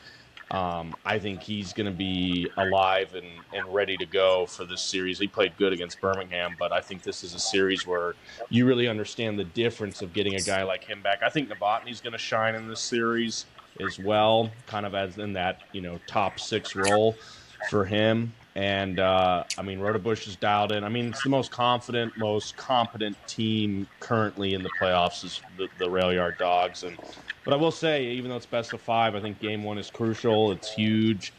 And Roanoke just needs to stay out of the box because when you're in the box, you're shortening the game. And that's exactly what Evansville wants. They want to shorten the game and try to get Roanoke off their game. But I think if Roanoke, they can match Evansville's physicality, and Evansville can't match Roanoke's speed and skill. And I think that's going to end up being the difference there is the speed and the skill and the high-flying action that the Rail Yard Dogs are going to be able to bring into this series. And I just don't see you slowing. It's kind of like a war of attrition type series that Evansville is going to want to try to get into and get them in the mud and get them in the trenches. I just don't see you slowing it down for 5 games. You can maybe do that in 1 game and squeeze out a 2-1 overtime win, but you're not going to do it over a 5-game series. It's too much to ask for. And, Roanoke's fresh. You always talk about rest versus rust. And, in the NHL, it's a lot different. 4-game sweep versus a 7-game series. But that was a long series, per se, against Pensacola that they just had to battle through, and Roanoke's fresh and just whooped up on Birmingham, where Evansville had to fight for their life to come back against a Pensacola team. So very interested. That game 1, is it Friday night? Yeah. Tomorrow night.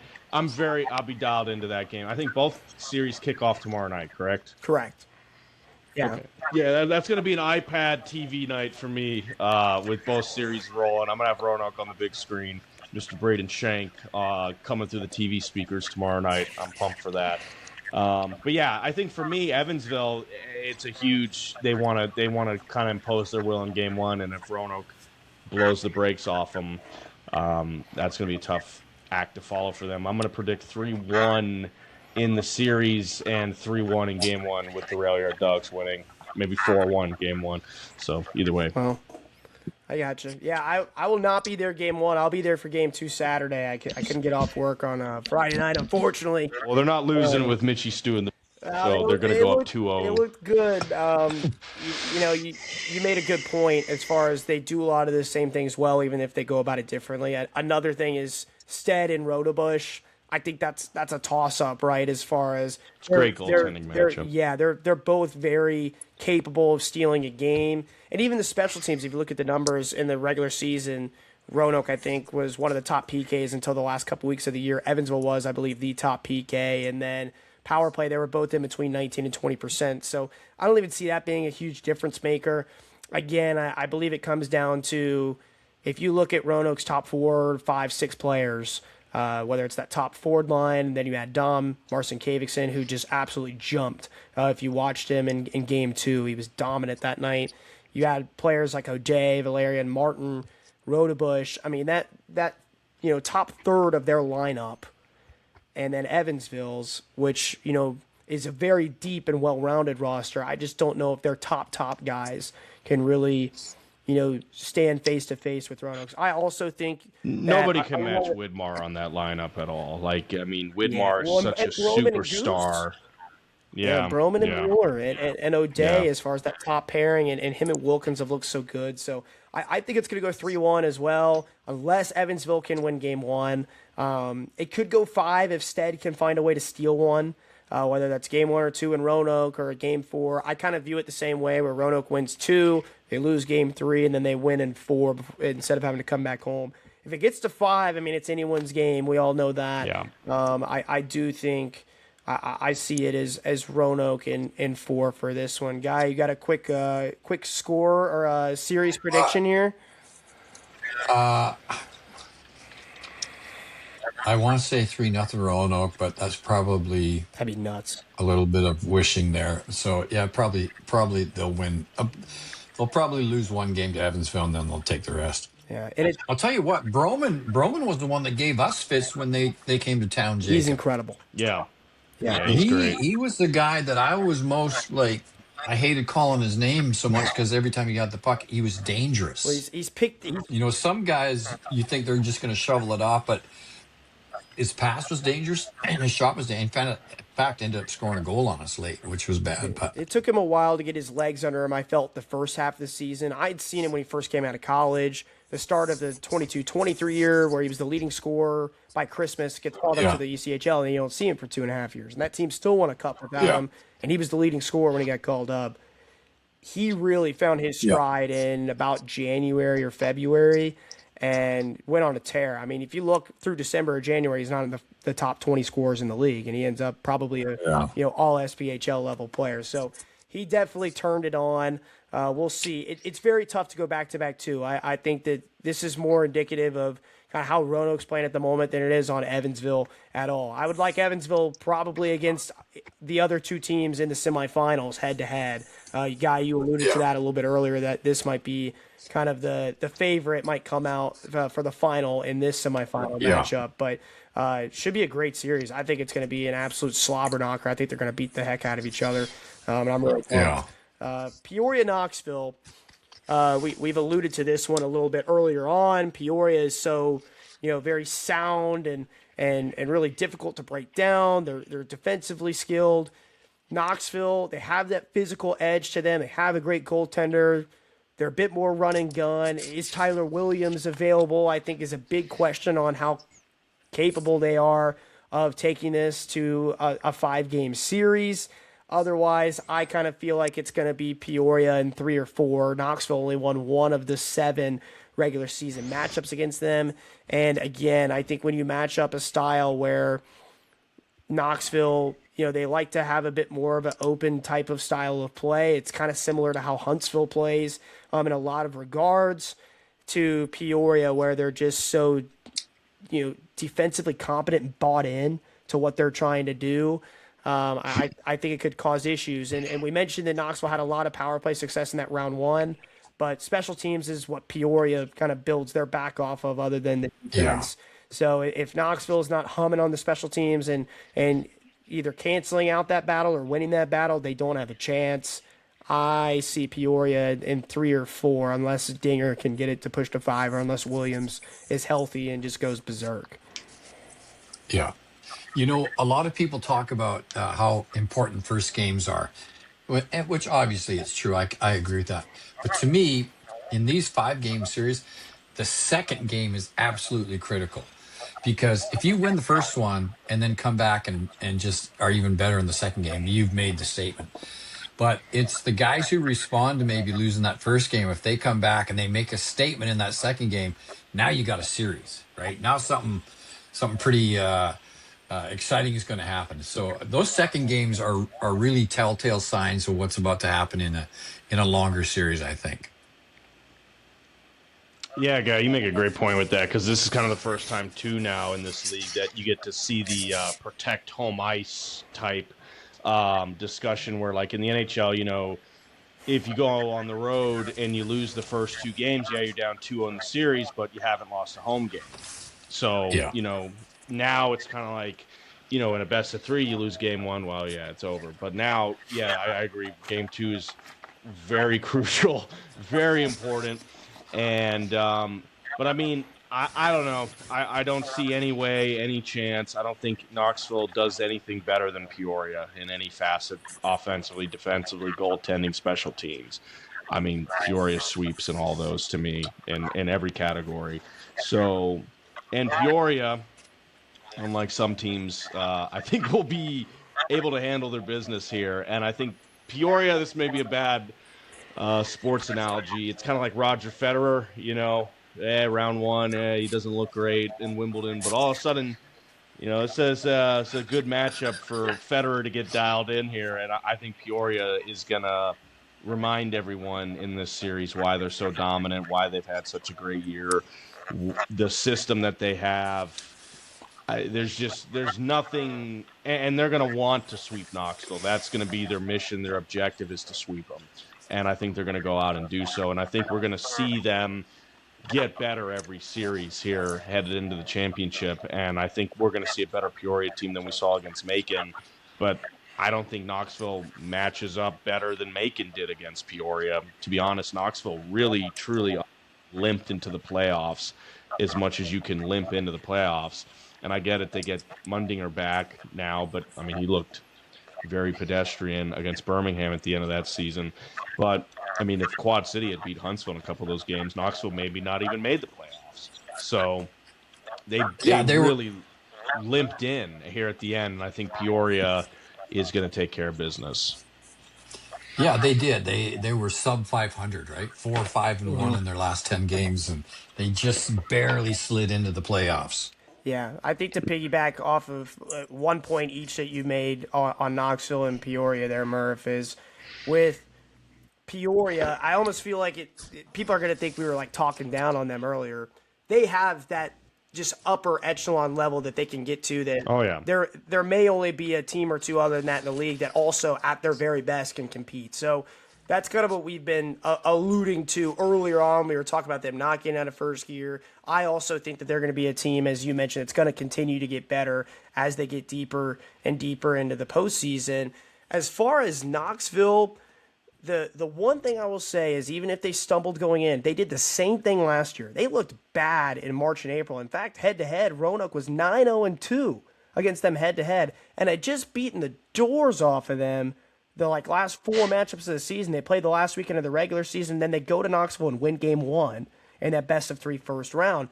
It looked like it was it looked like it was toast. I think that almost got into Roanoke's heads a little bit, and then Knoxville really turned it on, looked good in game 2, and then in game 3 it was just the mental war of attrition, and then they really got rolling from that series. I think they can use that Huntsville series as that type of propellant. They just have to be really squared away on all cylinders to have that type of success against a team like Peoria that is so buttoned up and so elite at so many things. But they can definitely get to that level again. We saw it last year where they beat a couple of teams that were probably better than them on paper, but it was all about that mentality and playing the right way at the right time. This is a Peoria team that I don't think is quite as physical as they've been in previous years, where they've either won the President's Cup or they've made the deep playoff runs. They still have a few of those pieces. Obviously, Bear and Ernst. They brought Pietrowski back. Latinovich is around. But it's a team that is still very, very physical, but they used to be very intimidating. I think that Knoxville is not going to be intimidated at all from the physical side of things. It's just going to be, do they show up? And if Dinger can steal one of those games in Peoria, it's an absolute series when it gets back to Knoxville. And I think that that's going to be a big thing for them is they've got to protect Mundinger. They've got to stay out of the box. Those are going to be the two things. And for Peoria, they're going to have to expect the physicality from Knoxville because Knoxville is much healthier than they were throughout most of the season, and they know how to play that playoff style. They just did it in the first round. They did it last year. And the other thing with Peoria, again, is they're going to have to really put that pressure on to Steven Mundinger and make sure that they're getting more out of the 5-on-5. They haven't really gotten it. We talked about it a bit earlier, but if Knoxville's going to have a chance, it's going to have to be superhuman Mundinger like he was last postseason, and they're going to have to really generate some pressure on the one position group that's maybe a bit different, the most different from previous years for Peoria, and that is the defenseman group. A lot of new names in that defenseman group that have not won a cup with Peoria, and maybe they have experience from elsewhere, whether that is with Corey Dennis, he was with Pensacola. You have Terry Ryder, formerly of Huntsville, and of course his brother's there now too. But that's going to be where the series is won or lost for Knoxville. Is Mundinger an absolute monster, and can they maybe force this defenseman group to show that they may have some flaws? I don't see it happening again. I'm with you guys. I think Peoria is going to race through and get to the President's Cup final. So we'll see how it all shakes out. I do want to go over our pre-playoff predictions. We weren't able to get that pod out, but I'm going to quickly rattle them off here, and then maybe we could talk a little bit more about Roanoke and Peoria in this hypothetical final, because Murph, I know we both had them chosen. Guy, I didn't have your pre-cup or your pre-playoff picks, but it seems like you're leaning Roanoke and Peoria to get there too. So I had Peoria in the first round in 2. I had Huntsville in 3. They're out. I had Roanoke in 3, and I had Evansville in 3. I had Peoria in 4 against Evansville, pardon me. I had Roanoke in 5 over Huntsville, and then I had Roanoke in 5 over Peoria. Murph, you had Peoria in 3 against Macon, Huntsville in 3 against Knoxville, Roanoke in 2 against Burmy, and then Pincy in 2 against Evansville. Then you had Peoria in 4 games over Pensacola. You had Roanoke in 5 games over Huntsville. We were lockstep there. Then you had Roanoke in 4 games over Peoria. So it looks like I have Roanoke in 5. I'm sticking to that over Peoria. I whiffed in the first round on Huntsville. You had Roanoke in 4 games, Jacob, over Peoria. It looked like Pensacola and Huntsville busted you in the first round. So we'll go around the table here because I'm probably going to be a little more long-winded about why I think Roanoke can do it. But do you stand by? We'll start with you, Jacob, and then Guy, we'll go to your prediction on what you think this final could look like. Do you stand by your Roanoke in 4 over Peoria? And if so, what's really pushing you towards that pick? Yeah, I do. I think if they continue to operate the way that they have been, then most definitely, because I definitely think Roanoke will steal a game on the road in those first 2, win the 2 at home, and then I think by then Peoria will just be too rattled. And I love the way that Roanoke closed out the season at Peoria. I mean, that was kind of what propelled me into picking them in 4. And I just think Roanoke's the hottest team in the league right now. I think they do every facet of the game well, and I feel like as long as they don't get in their own way and take bad penalties, but I think for them, they're so mission-oriented, focused on winning the cup, that those penalties and moments of pride and going too far out of their way to do something silly is not going to happen. And I just think talent-wise, you got a guy like Joe Widmar. It's an all-world elite talent, and like you mentioned, how well Broman's playing, Gustav Mueller. I think despite how well Bosted and Latinovich are in net, and Latinovich has been, excellent thus far in the playoffs, I just like the X factor of Roanoke, and I know it's kind of a cop-out answer, but I just feel like they just have that bit of destiny about them right now, the way that they're rolling. And I feel like Peoria's the machine and Roanoke's the destiny. And I'm always a rage against the machine kind of guy. I believe in the destiny right now. But no, I mean, to me, that championship series, oh, that's beautiful. That's what the league deserves. The league deserves Roanoke versus Peoria. I honestly, I was so close to taking Huntsville losing in round one. I just didn't have the guts as one of their broadcasters to do it. But Huntsville just didn't have the mental. They didn't have the mental to win it all. Where I think Roanoke and Peoria both have the mental to win it all, and so does Evansville. But I just think they lack the talent to get across the finish line there. But yeah, I think Roanoke getting to the finals, they're going to be all systems go, and it's just going to be continuing to dominate the way that they've been doing. And I think Evansville is a very good test for them. Now, it's a much better test for them than Pensacola would have been for Roanoke. So if they can get through Evansville, at that point, I don't think Peoria scares them at all. Because, I mean, Evansville, like you mentioned, is going to be more physical. And normally Evansville is kind of the Peoria light of the league. But this year, they're more physical but less skilled than Peoria. But I just think Roanoke, physicality, skill, speed, goaltending, clutch. I love the psychoness of the head coach. And all that, to me, is a perfect combination to win the championship in this league. So that's why I've got the Rail Yard Dogs in 4. Go Dogs. No, I'm kidding. I got Dogs in 4 on that. So that's my pick. Yeah, I probably kind of agree, but I'm going to go out and say I want Peoria to win it, just because the guy's French Canadian and I like meeting him. But I've always had this feeling, Mitch, that Roanoke was grittier than most everybody else out there.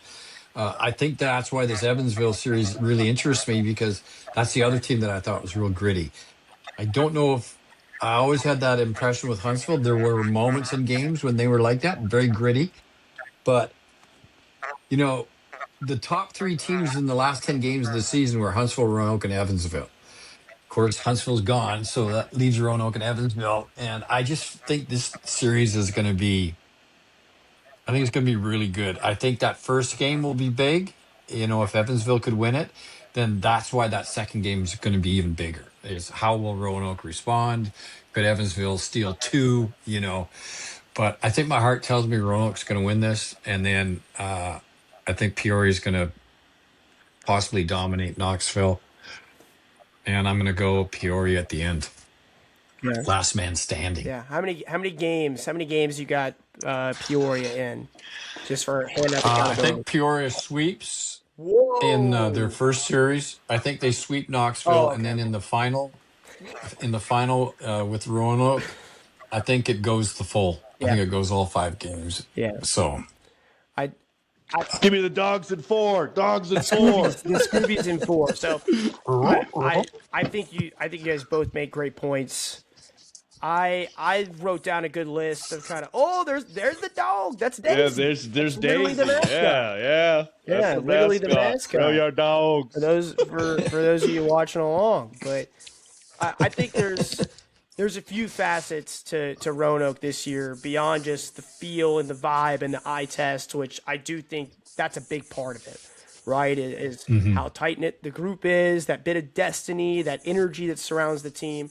Absolutely a big part of it. Again, I spoke a bit to it earlier. There have been teams that were more talented than the team that I saw win it, that didn't get out of the first round or lost in the semifinal or went out to a team that was inferior maybe.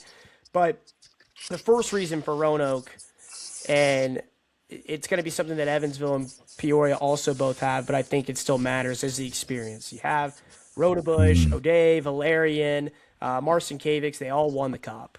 You have, Dorsey won it last year with Evansville. Finstrom was in the final last year.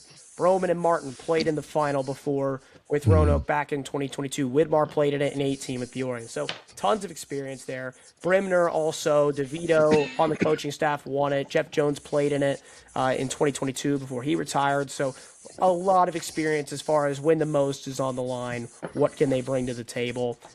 physicality is the next thing. And if they can get by Evansville, you guys mentioned they're not going to be afraid of Peoria if they can get through Evansville from the physicality standpoint. And it's worth noting, I actually had it written down here, all of the last 4 winners of the President's Cup have been among the league's most physical teams and among the league's most penalized teams. The last 4 champions all had 988 or more penalty minutes. They all ranked top 2 in the league in penalty minutes, except for 2022-23 Roanoke, even though they were nicknamed the Dirty Dogs. But they were over 1,000 penalty minutes that year. Only Roanoke and Huntsville met that criteria coming into the playoffs as far as that mark. So I think that's worth noting. Obviously, you don't want to be in the box come playoff, crunch time hockey, but I found that was an interesting tidbit, and I think that it goes hand in hand again with that physicality, with that mentality that it takes. And another point's the road success. They were the best road team in the league this year. Yep. Not going to have home ice against Peoria. And the fact that they just went to Peoria and swept them, that's a place where going into that weekend series at the end of the regular season, they had only won there twice ever in the regular season since 2016, and they had only won there twice in the playoffs. Once was the year that they won the Cup. The other time was actually at a practice rink, the year that they knocked them out in the challenge round in 2019. So they didn't have Carver Arena, behind them. But if they could steal one of those first 2 games in a best of 5, it's like you guys said, it could be done in 4. I do worry about them if it goes to a 5th game back in Peoria. It's going to be tough. But if there's any team that can do it, it's this team. And the last thing, and I think it's what is going to set Roanoke apart from Evansville head-to-head, and even Peoria, if you start looking down the line, I think Roanoke maybe has the edge. It's the star power plus the way that this team is built. You look at Widmar O'Day, Valerian, Broman, Rodebush, Marcinkiewicz, even in very little time that he's been around. Those are all guys that are bona fide stars at their position. They may not be the best of the best in the league, but they're up there. They're in the conversation, all of those guys. And they can put the puck in the net. Exactly. But a lot of those guys, too, can figure out how to fit within the game. If one, they can find the hot hand to feed. You still have Mueller. You still have Martin as far as guys that are really high end at their position.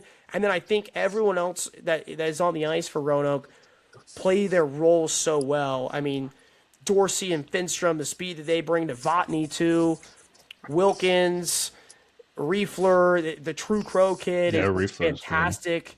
And then when you look kind of at that's all your second line and third and fourth pair guys. And then even the players that are maybe towards the bottom of the lineup sheet, or maybe not getting as much ice time, Sebastian Smith has come in, Manning, the way that Aonzo has looked, Acosta since he's come back from the ECHL, that bottom 4 or 5 forward line, and then how Aonzo and Wilkins have looked since they've been acquired from Fayetteville for Trey Fetchko, prior to what I'd seen from them with the marksmen.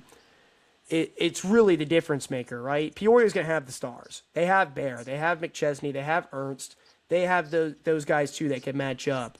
But the way that Roanoke's third line has looked, whether, whatever 5 guys they're using for that third forward line, and the way that they've filled out that defenseman core in front of Rodebush, I think that's really going to be a difference maker. They're consistent in the special teams department. They may not be Peoria grade, but they were top 4 on the power play and penalty kill this season. They just went 9 for 9 against a great Birmingham power play that lit it up in the regular season and got 2 shorthanded goals off of it. So they can put the puck in the net. I think that as long as they stay away from either the silly penalties or shooting themselves in the foot with the puck control, one thing that killed them early on in the season was losing the blue lines.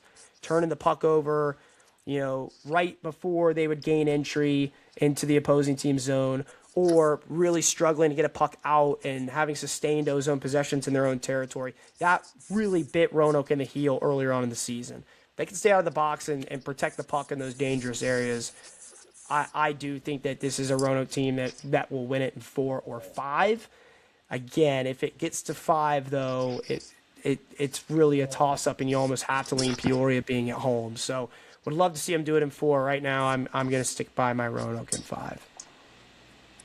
Yeah, I mean, what you say is absolutely correct. You look up and down that roster of Roanoke, and it's like there's 8 guys on that could easily give your team nightmares, right? Especially if they start clicking and stuff. So, and their season output in goals is interesting because they're 20 more goals scored than Peoria in the regular Yeah. season, pretty much 20. I think Peoria had 159 and Roanoke had 176. And Huntsville was first with 179. So Roanoke is a good production team offensively too. Man, you're almost making me change my mind, Mitch. I almost got it. I almost did it. We talked a lot about these teams just now. Does anyone else have anything else to sound off on as far as semifinal preview, first round review, off season? The fan cave chat, if it's Roanoke Peoria, it's gonna be good. The SPHL fans, yeah. Oh, Chris Leneve against I try to stay away Wade Lovin from that stuff. That'll be pure cinema. I would love to see Chris Leneve against Wade Lovin final round. That's happened before. That to me, they should be singing the national anthem every game. That's what I want to see. I also want Little Joe's post-mortem on the Havoc season. I haven't seen that yet. I think Little Joe needs to have a video, face cam, all face paint, post-mortem, talking about it. No, I'm kidding. I'm having fun. But no, the fans are great for all the teams, and I think that Peoria Roanoke, that'll get chippy in there, and I love some chippiness off the ice too. Yeah, crazy. They've played 4 times before in the playoffs, Roanoke and Peoria. Each team's won 2 series. So wow, it would be great. Now, if we get Knoxville, Evansville, I may not even tune into that. That'd be a rematch. Be a rematch. Wow. I don't care. But that would just be gross, in my opinion. Yeah. We deserve so much more. And I didn't want to watch it last year either, but I did because you got to root for the boy. I was rooting for Tommy and rooting for Joel. Yeah. Pulling for them. I'll definitely watch for that, but yeah, I'll be disappointed as the casual fan. There'll be nothing in that chat if that happens. No one's gonna care. I'm all about who's the best chat. If Knoxville does advance, man, you have to tip your hat then to a team that probably not many people expected to go that far. So that would be quite a feat. Yeah. I'd say it feels like there's always one that makes a run. So, we gave some props to our boy Graham Tuck at the start of the podcast, for Broadcaster of the Year.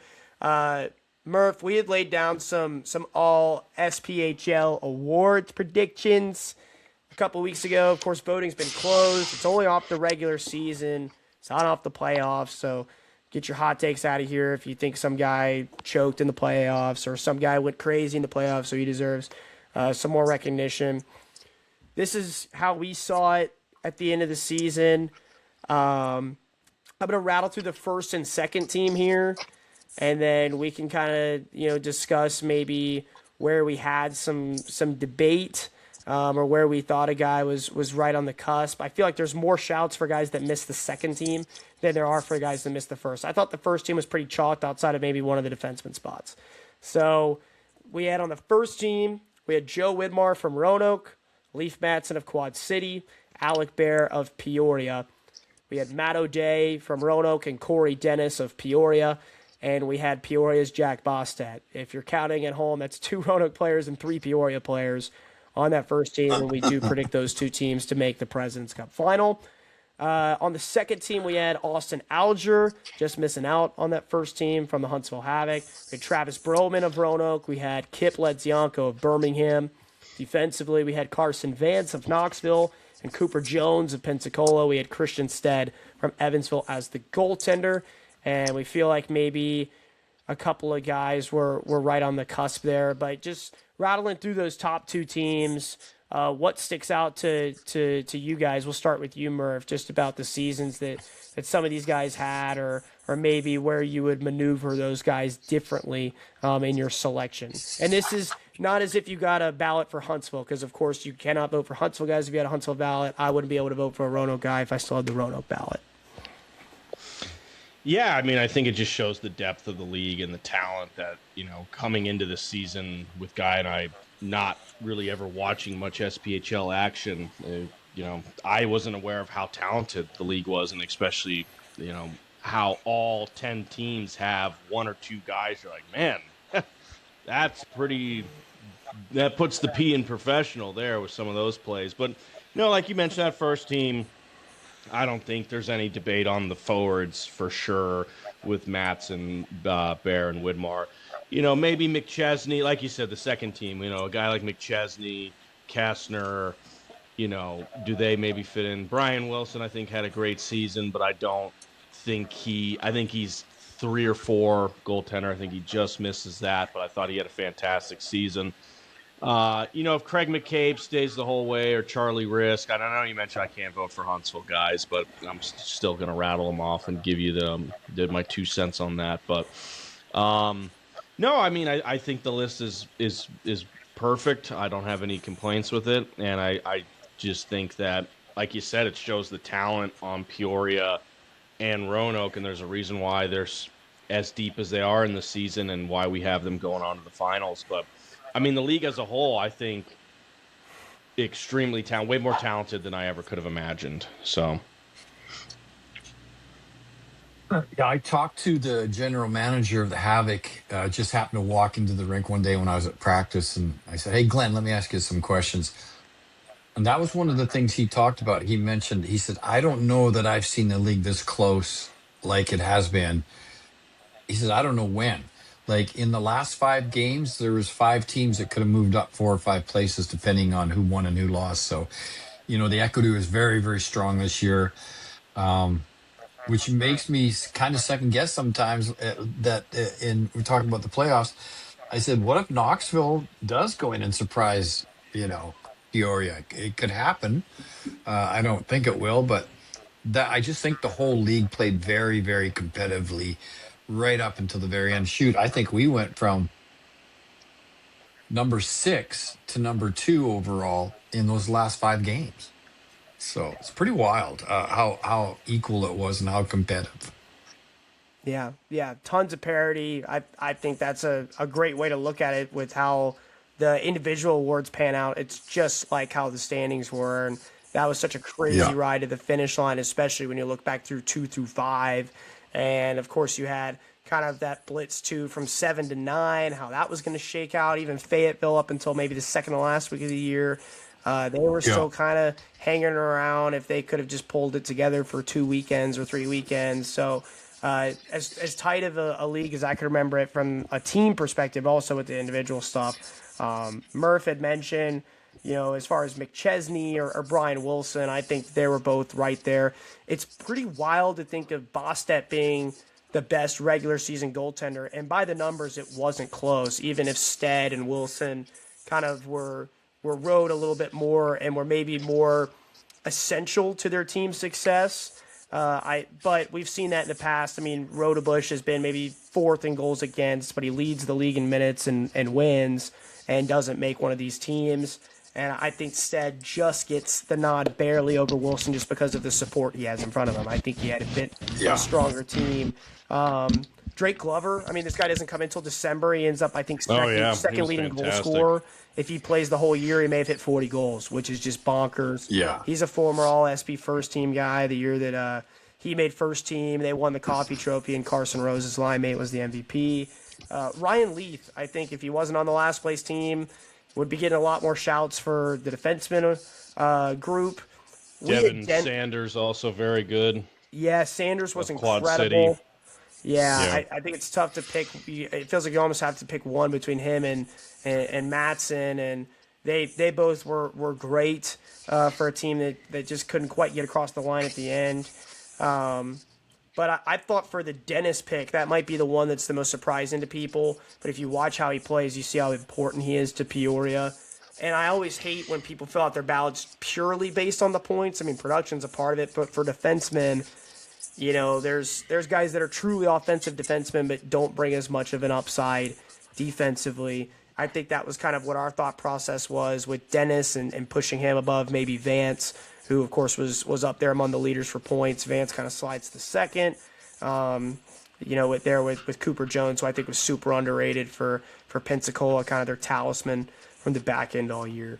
As far as the All SP rookie team, real quickly, we had Rhodes from Pensacola, we had Henry from Peoria, and then Macon, and then we had Kuzmich from Knoxville.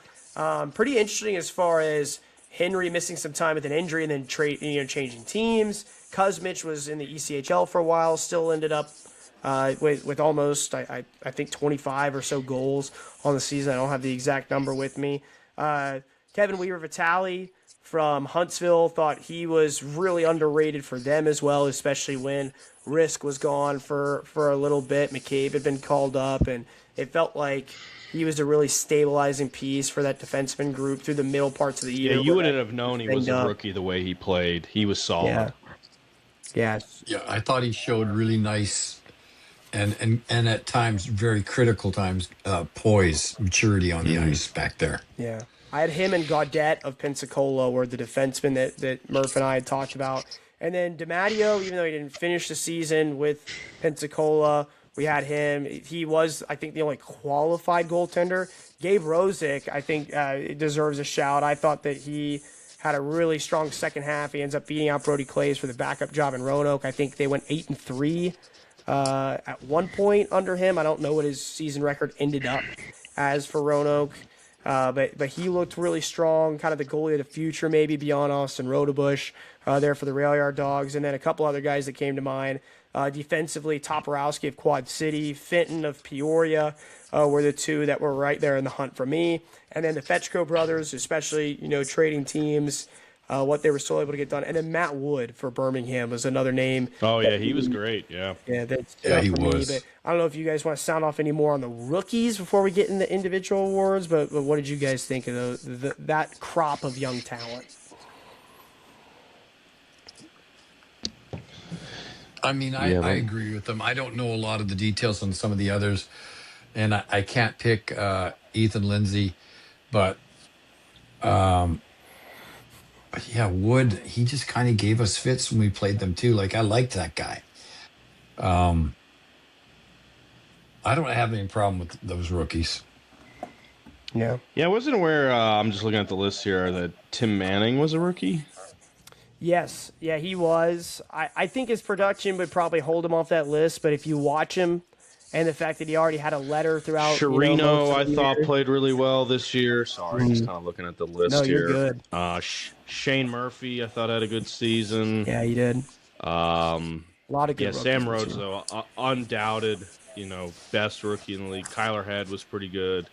Danny Waite got hurt, but he was pretty dang good. And 26 points in 29 games. He was definitely a difference maker. Yeah, he started for hot Birmingham. one. Sean Kennedy, yeah.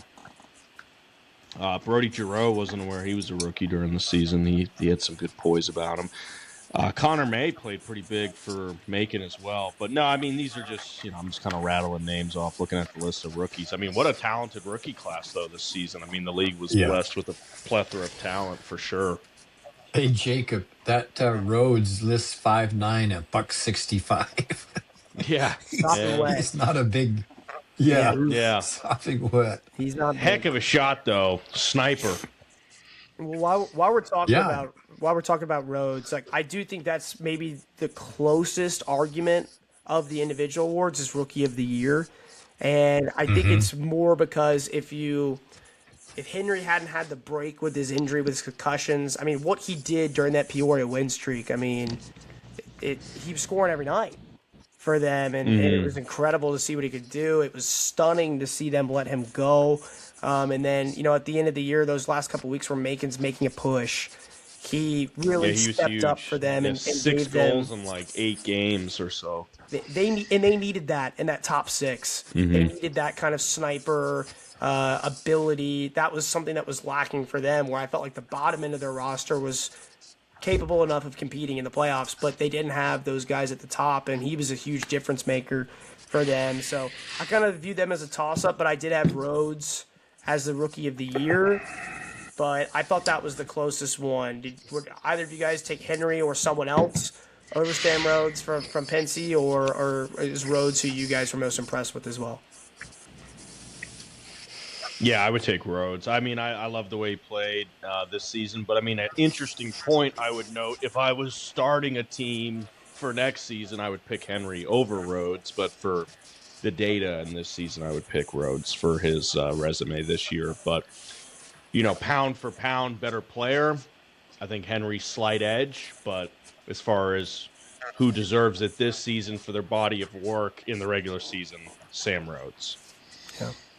I don't know if that makes sense, but No, I would agree. I'm the same way. I if I'm starting a team, I like the Henry kid. 26 goals, 10 assists in 35 games. That's not bad production. Yeah, no, he had a great year, and that goes into the Coach of the Year pick next, which I also think is pretty chalk. There were two candidates that I think in other years would deserve some recognition. The first being Jeff Bess of Evansville. That was a team that I think a lot of people were like, well, they won the cup, they got hot at the right time, and they were a 7 seed. How for real are they? Are they going to start well just because the cup bump or what it might be? They were in the top half all year, and they've proven they're a very, very real team. And I go back to, when Bess was with them in 22-23, Roanoke knocked out Evansville in the first round, swept them. And I think about how many pieces of that team are now different from that team that was a 5 seed that year and got bulldozed out of the playoffs by Roanoke to the team that we've seen now the last 2 seasons. They are legit, and I think he deserves a lot of credit for proving that this year that it wasn't just one great month that ended with a storybook ending. That he's built a real program over there, a program. I think Dan Bremner of Roanoke. It's probably going to show my bias, but I think a lot of people, you guys were still kind of, hot tailpipe rolling into Havoc games. But if you look at last season into this season, they lost their top 6 point producers. A lot of people thought that Roanoke was going to be on the down and that it was maybe time to start rebuilding. And, you lose Jansen and Ford and, Stubbs had already been gone. Municello goes. Gallagher's gone. Alvo's gone. A lot of big pieces for this Roanoke team. Jacob Kelly, Brennan Pepe. I mean, some major, major spots. And they didn't start great. The first 2 months of the year, they were not a great team. And to see how they were able to really pick up the pace down the stretch. He's never won the award, which is why I think, again, he deserves, a little more of that recognition. But I think it's Gates of Pensacola by a long shot, taken from last up into the top half all year. Again, this is a regular season award. It's not based off their first round, even though they were tight in that matchup too. But that's a very exciting team to watch, I think, going forward. Are we all good on Gates? Yeah, easy. I thought that was an easy one. Goalie of the year, we talked about this for a minute with first and second team. Again, Stead and Wilson, the durability is impressive. I think a tier below that is Lutinovich and Rodebush. The first year really that Roanoke's had Austin Rodebush where they're not 45 game just knocking the absolute snot out of him every single night. Wilson and Stead kind of had that treatment this year, and then Lutinovich and Bostad are able to bounce the net. But, it feels like Jack Bostad just the numbers he was able to put up, even if he's playing behind the best defense in the league or best team defense in the league, is just insane. It was a great year for goalies, I thought, overall. Were there any other names that you guys either thought should be in the conversation or just that you wanted to acknowledge? We talked about Boyko, I know, earlier as well. Mundinger, we've spoken about at length. But what did you guys think kind of this crop of goalies and of the idea of Bostad maybe getting goalie of the year? Yeah, I think pound for pound. Yeah, go ahead. Sorry, guy. I agree. Yeah, you're going to say just what I said, Bostad. Yeah. Probably. Yeah, if you're picking a team, you want that guy in the pipes for your team. Like he's that good. There's moments where I really like Mundinger. I don't know if he elevates into the top 3 though. He's talented and does a great job like Rodebush, but I don't think their numbers will bounce them up to those. Regular season guys are interesting because then you have to compare that to postseason guys. But I think those guys win you games in the regular season. That's you just got to have that on your team, a goalie that instills confidence in that whatever goes on out in front of them on the ice, right? Because they know, hey, this guy's got our back. This guy's going to save it. This guy's going to keep us in it. You just got to go out and get some goals for him. That's all you got to do. So. Yeah, I think Boston statistically definitely deserves the award. I was pointing at my dog, if you're wondering. Get over here. Anyways, yeah, I'd get Boston one. But, I think every team, and I don't mean in a negative way, other than Fayetteville I thought even there was moments Zane Steves looked like a great goalie. And, he played well, too. DiMatteo was fantastic. If DiMatteo played the whole season, he would have won the award. Just his skill level and his ability, his quickness, his reaction times. I thought he was the most impressive goalie I watched in person. I didn't get to see Boston in person. I saw Latinovich when Peoria came to town, but Latinovich was extremely impressive as well. But I'm always a big eye test guy. What do I see in person? And to me, my eyes told me DiMatteo was the best I saw all year, but obviously he didn't stay. But statistically speaking, I think it's Boston, not in a runaway per se. But I thought every team had fantastic goaltending outside of Fayetteville.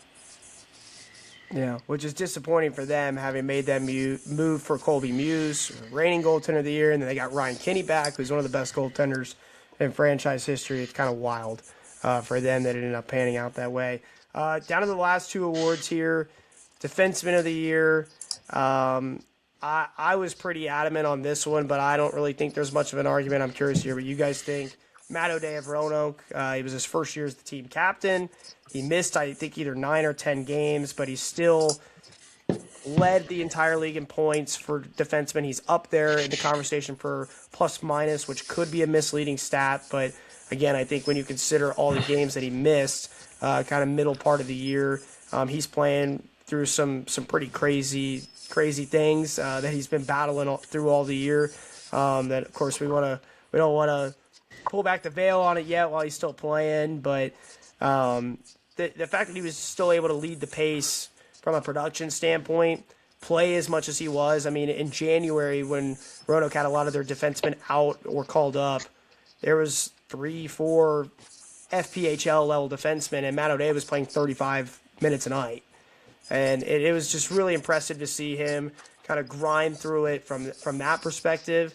And then also when you take in the fact that he was banged up, actually missed games and still outpaced everyone, and the leadership role that elevated from him from wearing the A to wearing the C. I think you got to throw all that together, and what Roanoke was able to do as a body of work as a team. He deserves a heck of a lot of the credit. I know a lot of people look at the guy that I think we're going to pick for MVP, but he's just so skilled at both ends, so speedy still at this stage in his career, and it just feels like he can check every single box when you throw him out there on the ice. The stat sheet has Bryce Martin at the top for defensemen in the playoffs. Where was he at? Yeah. So this is one of the things I like about guys that they somehow can turn it up in the playoffs, right?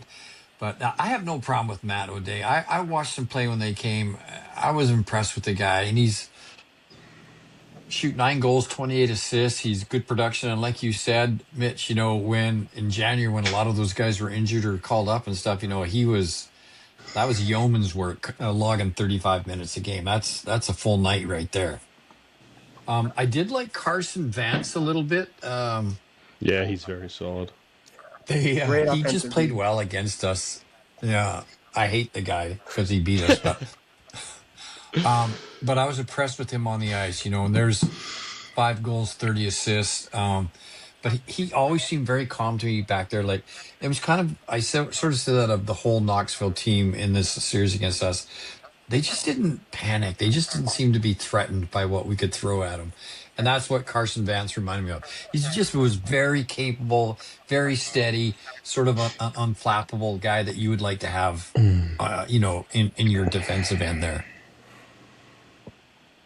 Yeah, and I think, kind of like Mitch mentioned, like Vance obviously a really good offensive defenseman, but with O'Day, you get the two-way play. You get the guy that can go out there and lock somebody down on a PK and then also contribute the other way.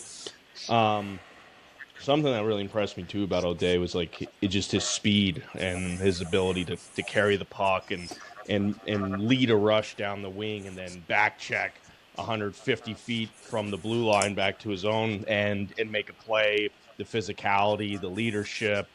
I mean, it's as complete of a player as you can get, and to have that be your top defenseman, your captain, and like Mitch mentioned, with the Widmar MVP pick, but you get a guy like Widmar to do his thing because you have a guy like O'Day back there. And O'Day makes Rodebush better. He makes Widmar better.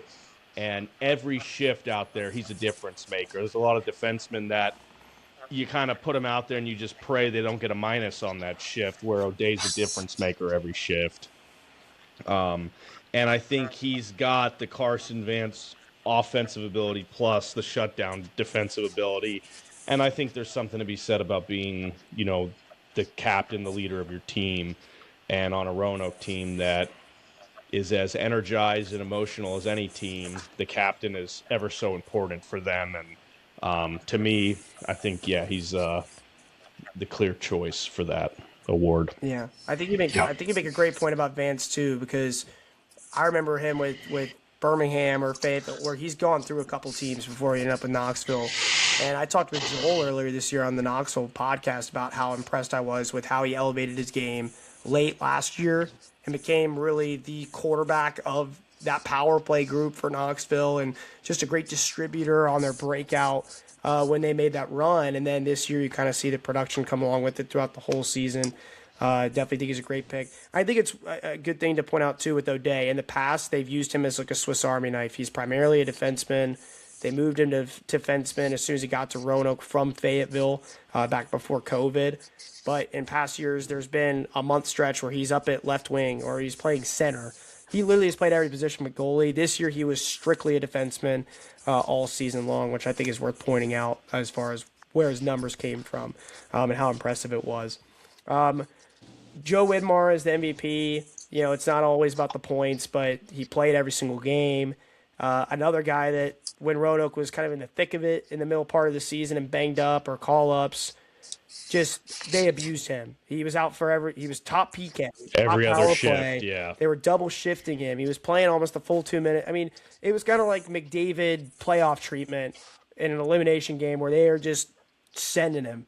And he has that motor. It's nuts to see, how he was able to produce even with that workload. And then obviously now, late on in the year when they got healthy and they got some guys back from the ECHL, it's only made it easier for him to operate. But, in the past we've seen him lead the league in assists, and he did that this year. But his vision's always been so probably not underrated, pardon me, but that's always been kind of what stood out. But his goal scoring prowess this year, how dominant he could be at the faceoff dot was something I think that was forgotten. I remember that about him from when he was with Peoria a few years back, but that stood out to me so much, especially when he's out there for so many minutes, still getting those extra possessions. I don't want to spend too much time on it. I know we're going pretty long here, but it feels like a runaway pick for Joe. I'm curious to hear what you guys think about him. 77 points is huge. I mean, he's 17 ahead of the next closest guy. But what I liked about him is 28 goals, but he had almost 49 assists. And to me, leaders are guys that do both of those things very well. I mean, you go back and look at Gretzky, right? Twice as many assists as he had goals. And it's just, I just like that kind of a player. And he sets a lot of guys up. I mean, 49 assists is impressive.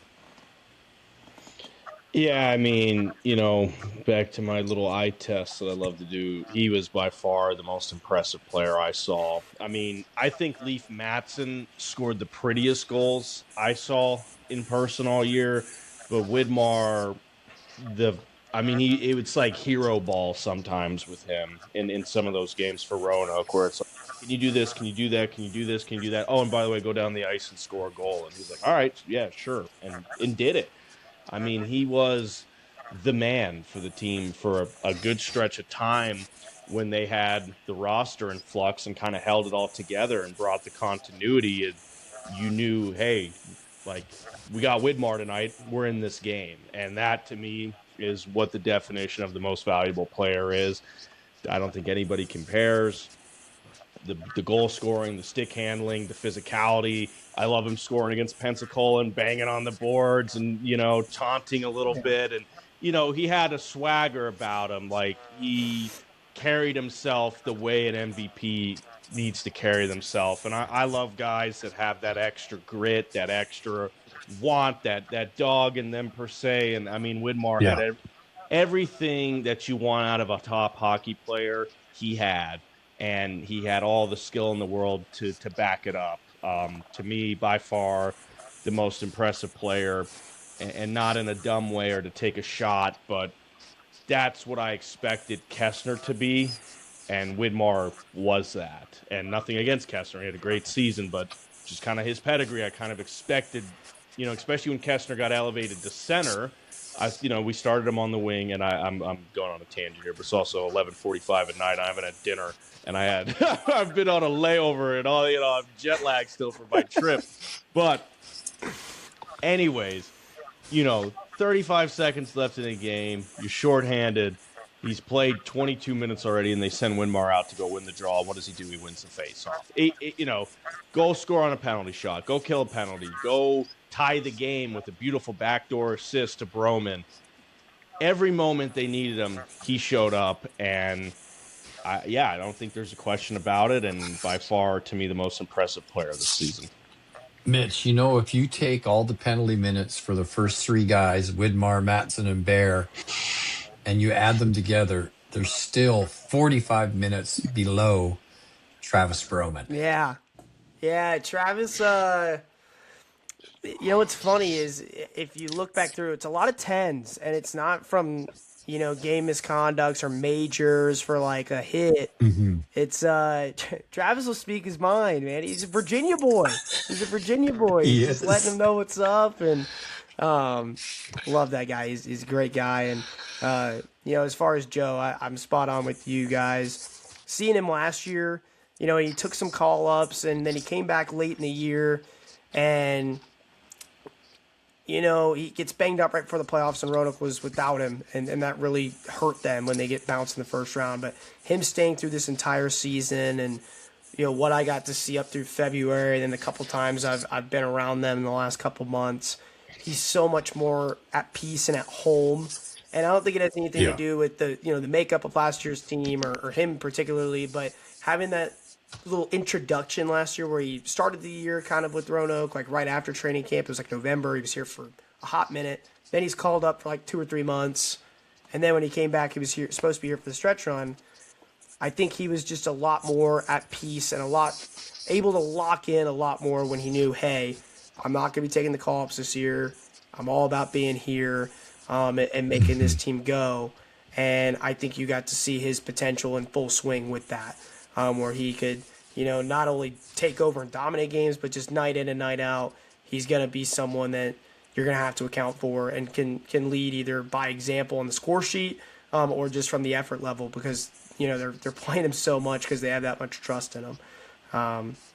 So, I think we got some good picks there, fellas. I think it's going to be a really sick semifinal couple of series. I'm excited. I'm excited to see what the final looks like, and we'll have to see. All of our picks are going to be out there now, so we're accountable. And who knows, maybe if Roanoke ends up in the final, but I got a couple couches here. If you guys are if you're feeling really spunky and you want to spend your weekend, one of your cherished weekends that you now have that you're out of season on traveling 7 hours to watch an SPHL playoff game. I'll extend that invite here publicly. If I can bring Daisy and get her on the Jumbotron with the mascots. Dude, you can get a picture with Daisy. Yeah.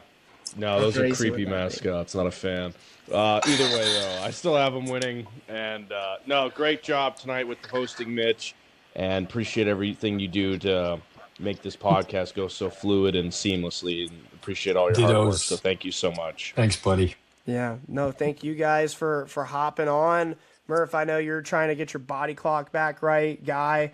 I know you're probably reeling a little bit just from the travel back and forth last weekend, and I know you're not actually that was in a little Huntsville, bit. so you're kind of rumbling around too. But I appreciate you guys hopping on. I know there's gonna be some breakaway stuff coming here soon, and then I think we got some travel coming in May. That'll be great. So.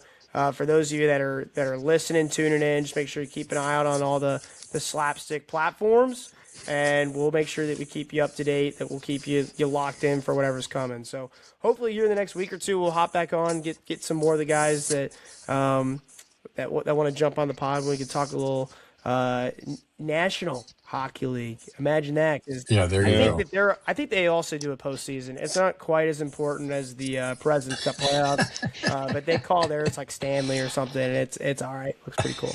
So, but we'll get everyone on. But yeah, thank you, fellas, for jumping in. Thank you, everyone, for listening. Make sure you give everything a like, a follow, subscribe, all that good stuff across the Slapstick Hockey platforms. And until then, we appreciate you. We'll see you soon.